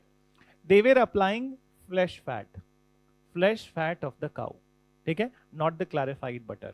Understand why that normal why this fat is applied and why the flesh fat is applied. So first of all, अब mechanism समझो rifle की, ठीक है? That in the rifle, that the tube which is there, okay, when you put on the trigger, so the tube with which the bullet travels on a very faster speed, if there is a little bit of fat, so smooth travel will happen, okay, smooth movement will be happening, and if it is operated smoothly, so then range would be high, accuracy would be high. Getting it? So that's why fat is applied. Then moreover, why not any other fat? यही fat क्यों apply करना था? Cow flesh fat and pig flesh fat. So reason is that any normal fat, if you're using ghee, if you're using butter, ठीक है, सरसों, mustard oil, then what will happen? Smudging, ठीक है, smudging of the rifle. And in the smudging of the rifle, what will happen? If you are putting on the trigger, so gangs of Wasepur dialogue will be applicable. मारते कहीं है, जाता कहीं और है, ठीक है, खुद पे ना आ जाए ये भी हो सकता है. So that is the problem. So that will happen. You will not be able to operate. Then the third thing, ठीक है, after it, that if they are, that this paper is coated for these all purposes. So flesh fat, why it is applied? Because the flesh fat will not become completely liquid at the temperature of the 45 to 50 degrees Celsius. It needs near about more than 80 degrees Celsius. Then, so for example, that flesh fat हमारा, ठीक है, दिल्ली में जिस दिन 52 degrees Celsius हुआ था, क्या गल गया था क्या? So it will remain it will remain in the same state, but high temperature is required. So that's why it is used. Then another thing, one can ask a question that why not remove the paper? मुंह से हटाने की क्या जरूरत है? हाथ से निकाल दो, ठीक है? When you are that putting it inside the rifle, so हाथ से निकाल दो. So even this is also not okay. In the army, you are trained to operate as much as with the mouth. Then because जब हाथ से निकालने में paper बैठोगे, ठीक है, तो you will be like that कि वो मटर छीलने टाइप सा ऐसे धीरे धीरे निकाल रहे हैं, नीचे की तरफ देख रहे हैं, तब तक किसी ने मारा और तुम खत्म. your sight has gone diverted then. And in army training it is told to people, and they are trained like this, that you will have to, your vision must be upright, ठीक है. So तुम लोग सही vision में हो, your vision is upright, then your vision must be upright, and then you are looking at the enemy also, and at the same point of time you are trained to remove the paper from the mouth. So these, counting all these reasons, this is how the things happen. अब इसके बाद क्या हुआ? Once that these rifles were introduced one by one in the different units of the British Army. So initially that there were those people who were refusing to use these rifles, so they were disbanded or they were fired from the services. But actually एक episode हुआ, that is Mangal Pandey episode, in which Mangal Pandey killed his commanding officer, and after it British attitude became very hard. They started to give punishment to the sepoys who were refusing. And same thing they did in the Meerut, whereby the sepoys were given 10-year imprisonment. And that was enough for the revolt. So revolt started from the Meerut, they came to Delhi, and then it spread to entire India. So this is how the immediate factor panned out. So mention karo, likho. Revolt of 1857. Revolt of 1857 was the most massive of all the revolts. Was the most massive of all the revolts. Then mention of all the revolts. It was a landmark event in the Indian history. It was the landmark event in the Indian history. Which led to end of an old era. End of an old era and the beginning of a new era. We'll understand that what is old era and new era. Old era is company's rule and new era is the crown's rule. Okay? New era. Full stop. Then mention after it.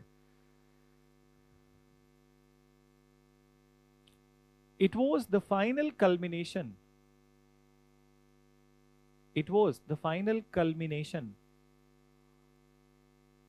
Of the 100-year. It was the final culmination of the 100-year long tradition. It was the final culmination of the 100-year long tradition of fierce resistance. Long tradition of fierce resistance against British authority. Against British authority.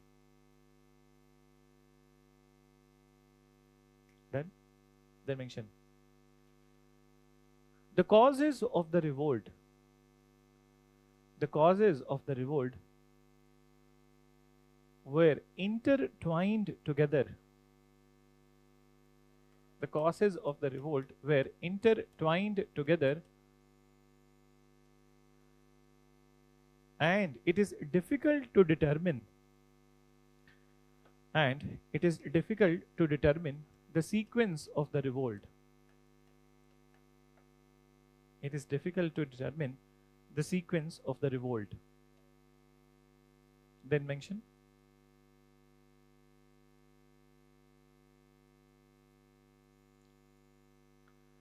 the circumstances prevailing in 1857. The circumstances prevailing in 1857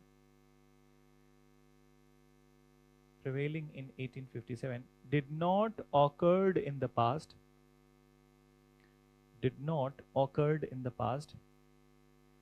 And nor tended to reoccur in the future.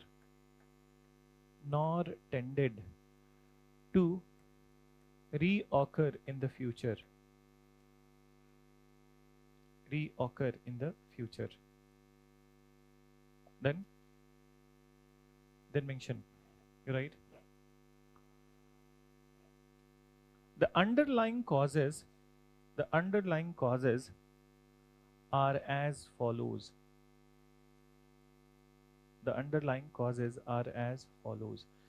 So now understand that what division will be doing: political causes of the revolt, military causes of the revolt, then socio-religious, and so as the economic causes of the revolt. So just like we studied in the decline of Mughal, okay? So that kind of division.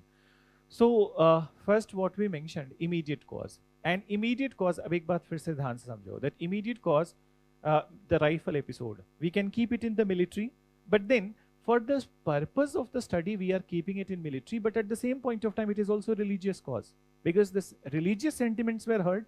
Then so for purpose of the study we can keep it in one category, but all of them are interrelated also. So पहले लिखो, very first is precipitating factor of the revolt or immediate cause. Precipitating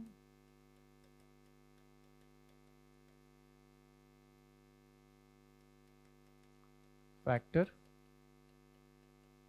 or immediate cause of revolt. Immediate cause. So in this you mention British authority replaced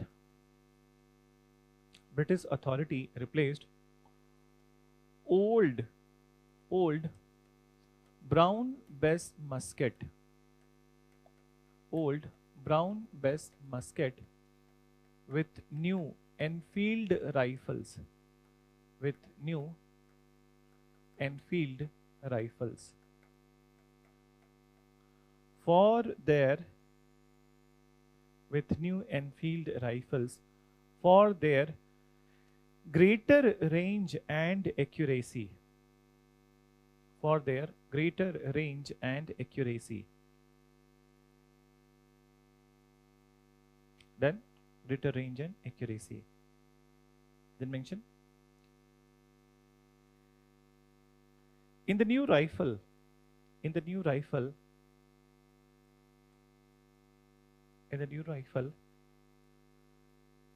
cartridge was coated with a paper. Cartridge was coated with a paper, and paper was smeared with cow fat and pig fat. Cow fat and pig fat. Then mention before loading the cartridge in rifle, paper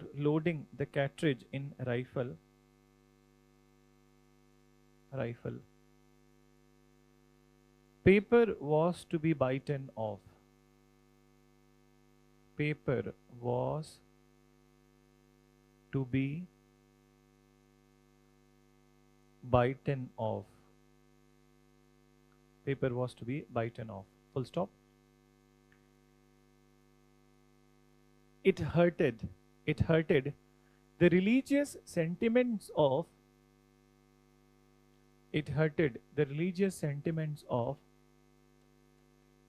Hindu and Muslim sepoys,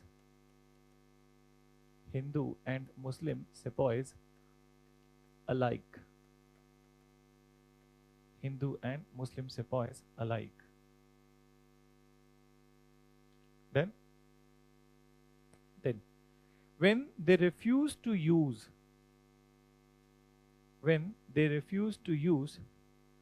the greased cartridges,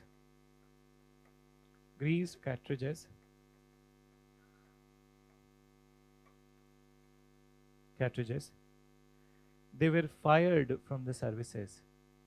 When they refused to use greased cartridges,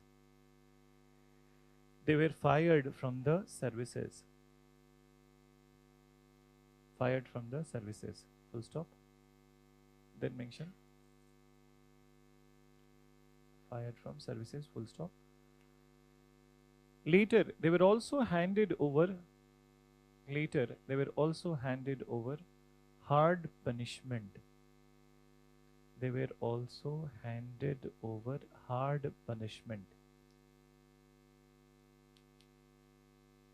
which fueled the revolt. Fuel wala, ठीक है, which fueled the revolt. So this is what is the immediate cause. So now let's discuss one by one. Okay, so political, economic, and then social. But then first I'm starting with the military causes of the revolt. Since it was also associated with the military, so let's start with the military causes of revolt.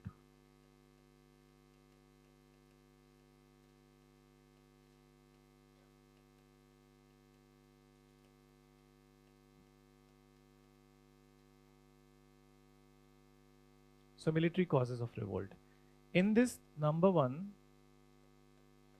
is enlistment order of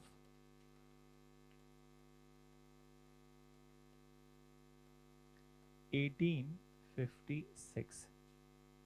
So enlistment order of 1856. Understand what is enlistment order? So enlistment order is basically if the army personnel are instructed to serve anywhere in the world, so they will have to serve. They can't say no. Then, so that is the enlistment order of the 1856.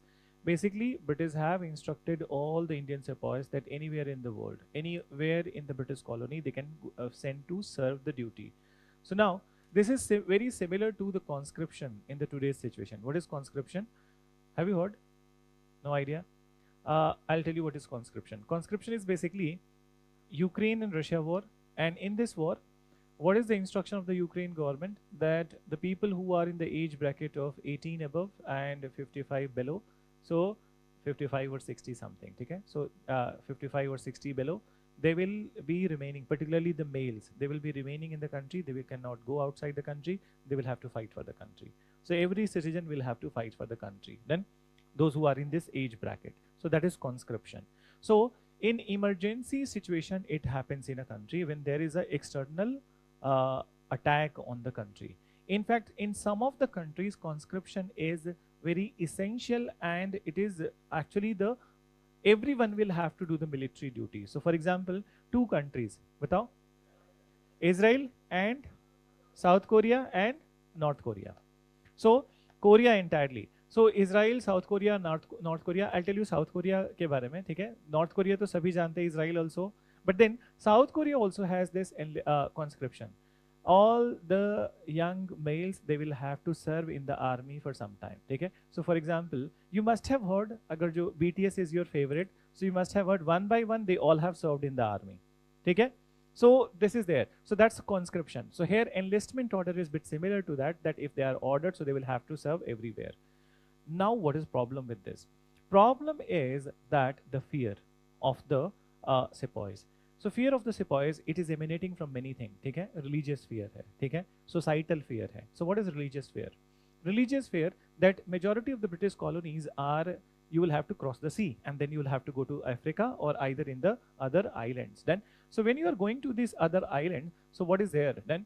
That basically they felt that they will be forced to embrace Christianity, okay, in the foreign land. So they will be forced to embrace Christianity in the foreign land. In India, they can resist converting to Christianity, but then in foreign land, they cannot resist. So this is one fear.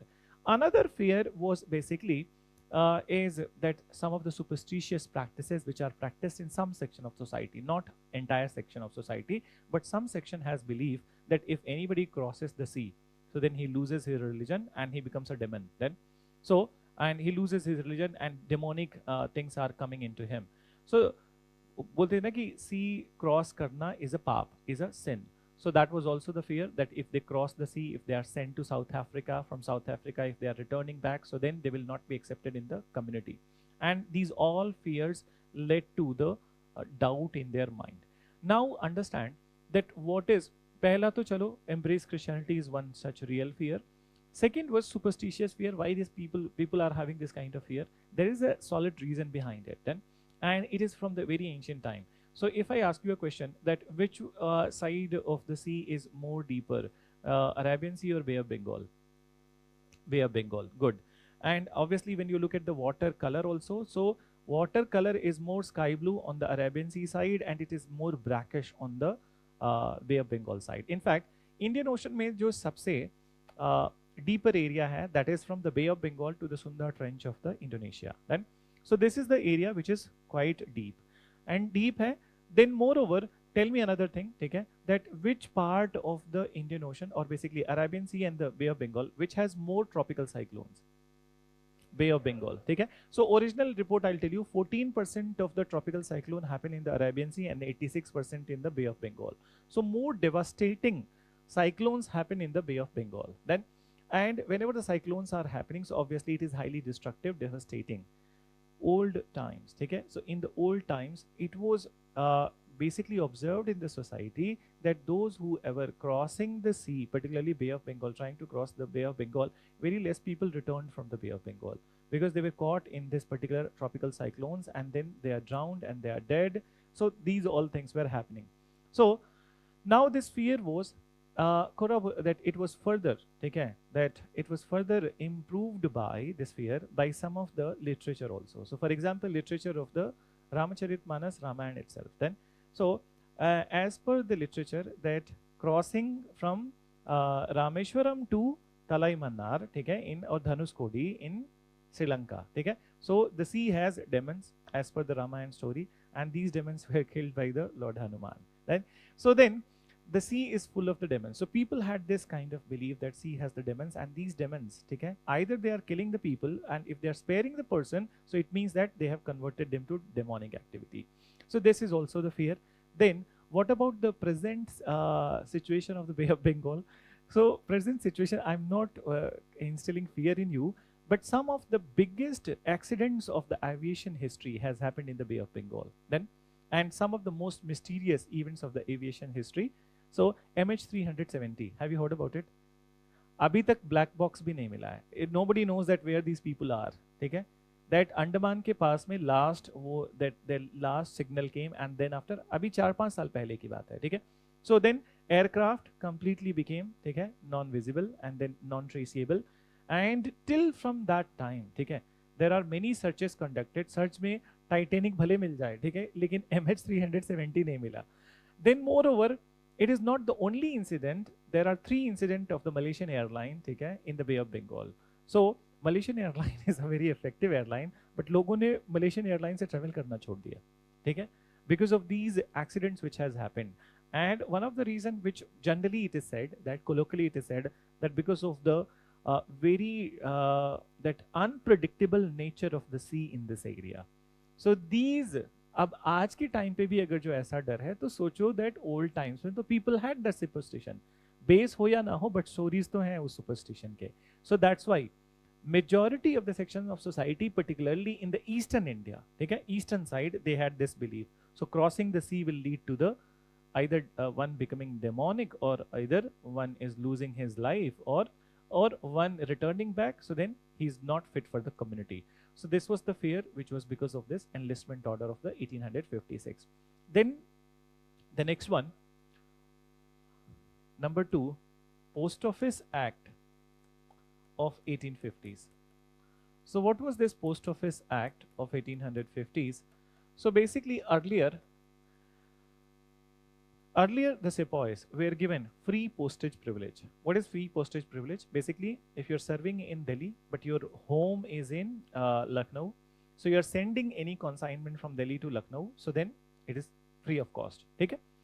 But now these taxes were imposed, this postage privileges were withdrawn, and now you had to pay the amount. So one by one, छोटा ही amount हो, but फिर भी दिख तो रहा है ना कि ये चेंज क्यों हो रहा है. ठीक है, that people are obviously they will be saying that कि देखो यहाँ से भी हटा दिया, वहाँ से भी हटा दिया.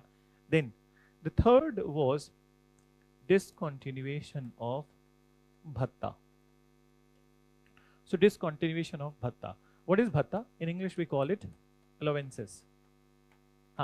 So allowances which were given to the sepoys.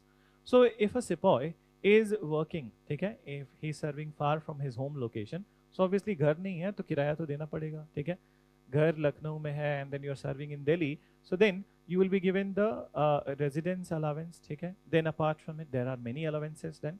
So dearness allowance, travel allowance, ठीक है, food allowance, as you know. And when you are going into the services, तो तुम्हारी basic salary से ज़्यादा allowances होंगे. That's how I hope you know. What is dearness allowance? महंगाई भत्ता जो सबसे बड़ा कंपोनेंट होता है. So these allowances also they discontinued. Earlier, whenever they were serving far from the home location, they were given their allowances, but now British authority discontinued it. And then, so their income, ठीक है, पहले जो भी income थी, income तो already less, but then apart from it, now the allowances, the side things which were given, now they are not available, and it is further creating the furor in the sepoy community of India. So mention करो. Number one, enlistment order of 1856. So mention, as per this order, sepoys were supposed to serve the duty. Sepoys were supposed to serve the duty wherever they were ordered to go. Wherever they were ordered to go. That is, even in the British colonies. That is, even in the British colonies. In the British colonies. Full stop. Then mention. It led to doubt in the minds of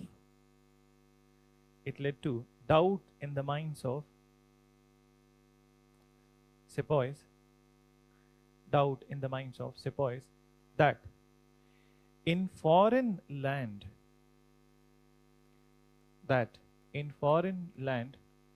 they will be forced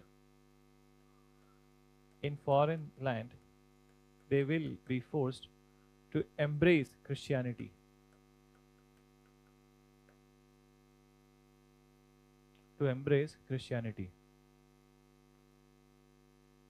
Then,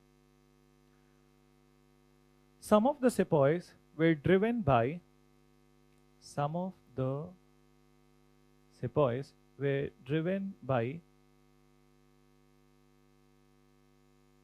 superstitious belief. Some of the sepoys were driven by superstitious belief that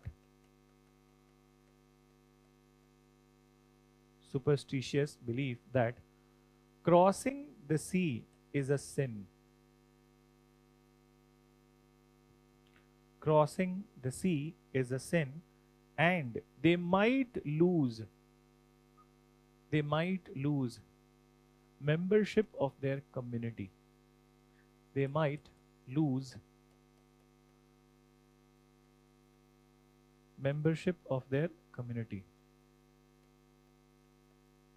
Then, membership of their community. Number 2, you write. Earlier, sepoys enjoyed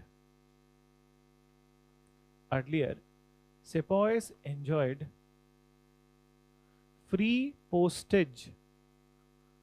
Earlier, sepoys enjoyed free postage privilege.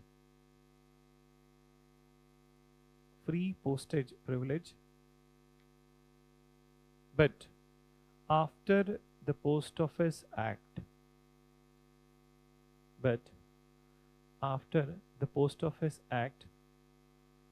of 1850s, this privilege was withdrawn.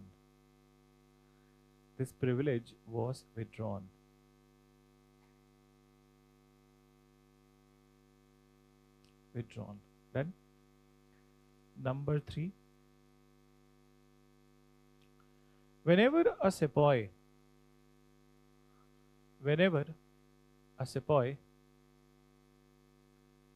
served far from the home location,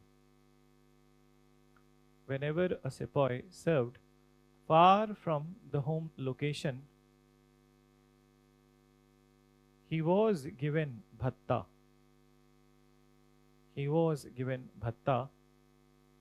Or allowances. allowances. But after 1850, bhatta was withdrawn. Bhatta was withdrawn. Then, so now understand the other factors. So understand, basically, that earlier also we have mentioned their salary was 1/3 as compared to the European sepoy. Then, so they have accepted this, that 1/3 salary is fine till the time it is given regularly, and these all additional privileges are given. But once the additional privileges were taken away, now they started to feel the relative deprivation. ठीक है? So relative deprivation, you understand कि सामने वाले को मिल रहा है, हमें नहीं मिल रहा है. ठीक है? That is relative deprivation. So they started to feel about this relative deprivation. Apart from it, there were huge instances of the racial discrimination in the army, and many a times the Indian sepoys were abused with the boots. ठीक है? So जूते से बदसलूकी होती थी. ठीक है? I hope you understand this. So abuse with the boots. Then apart from it, there is one more thing.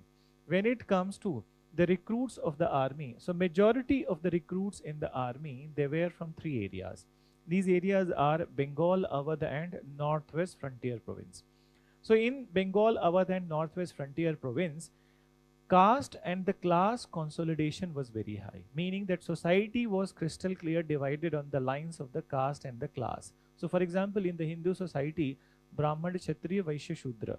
And in the Muslim society, upper class Muslims and the lower class Muslims. Then, so upper class Pathans and the lower class other Muslims. ठीक है? Muhammadiyas, Ahmadiyas. ठीक है? So like this way. But in the British army, since the recruitment is there from these 3 areas, so people are there from all the sections of society. Now after 1850s, British, what they started to do, that they deliberately started to humiliate the upper recruits of the army. Recruits of the army from the upper section of society in front of the lower section recruit. And now the upper class people started to feel that British not only tried to rule in India, but they are trying to break the traditional fabric, social fabric of India. So then they also participated in the large number. It's not against that they are fighting with the lower recruits, but then they are understanding, that they are believing that it is deliberate attempt of the British to humiliate them. So that is also the reason that many of them became the leaders of the revolt. So एक बार लिखो, mention करो. First you write that an Indian sepoy in the army, third, नहीं, this is fourth one. It's a military only, na? So fourth लिखो. Fourth, an Indian sepoy in the army was paid 1/3 salary, as compared to a European sepoy.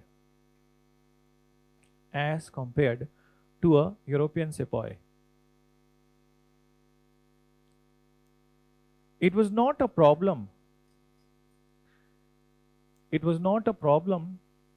till additional privileges were given. It was not a problem till additional privileges were given. But after the withdrawal of privileges,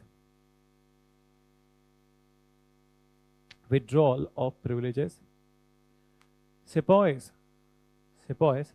started to feel relative deprivation.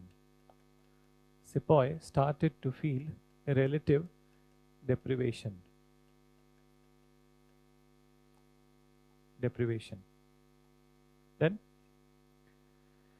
next you write, there were, number 5 you are writing, there were increased instances of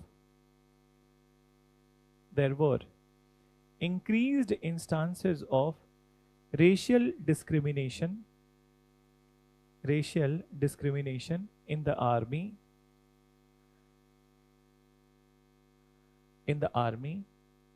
and many a time sepoys were mistreated, sepoys were mistreated with the boots, with boots.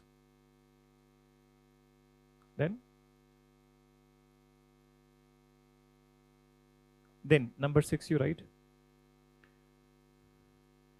majority of the recruits in army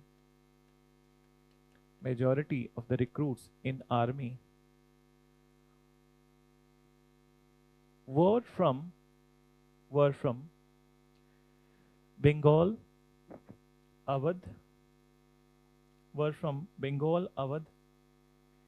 and northwest frontier province. Bengal, Awadh, and northwest frontier province.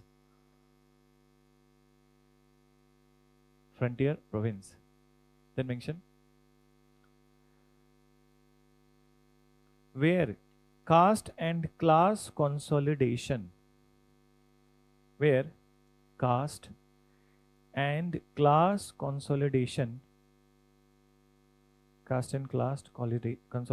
was very high.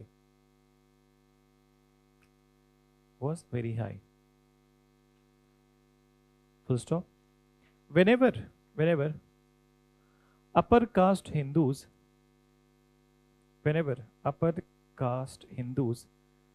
and upper class Muslims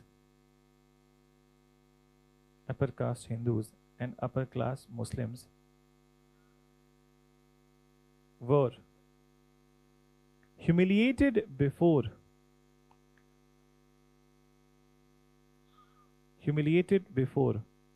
the lower class recruits, comma, the upper caste and class felt that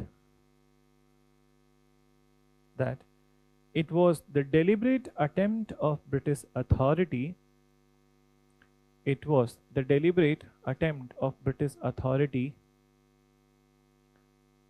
to break the traditional social fabric of India.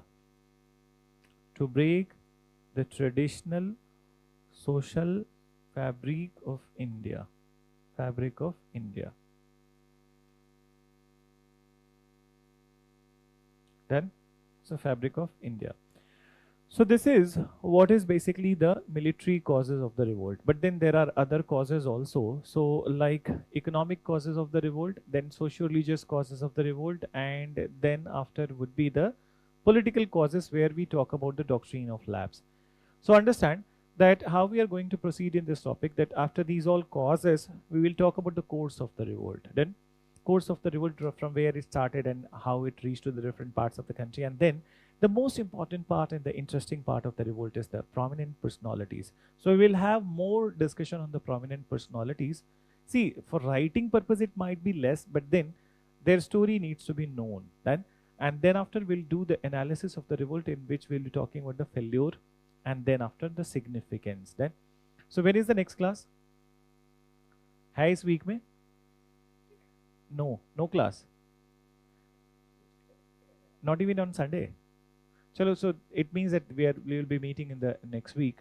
So next I'll be starting with the economic causes of the revolt. Okay? I'm giving you a little bit early leave today. The reason already I have cited to you. Okay? And one more thing, one request. Please revise the sections. Okay? Revise the section because a good chunk of it has happened. So have you given any modern mini test? Tomorrow it is there. So revise the section and give the test. Okay? And then the frequency of the class test will also increase.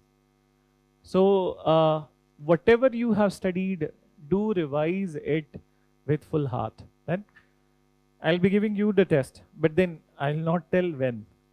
Okay? Chalo, thank you.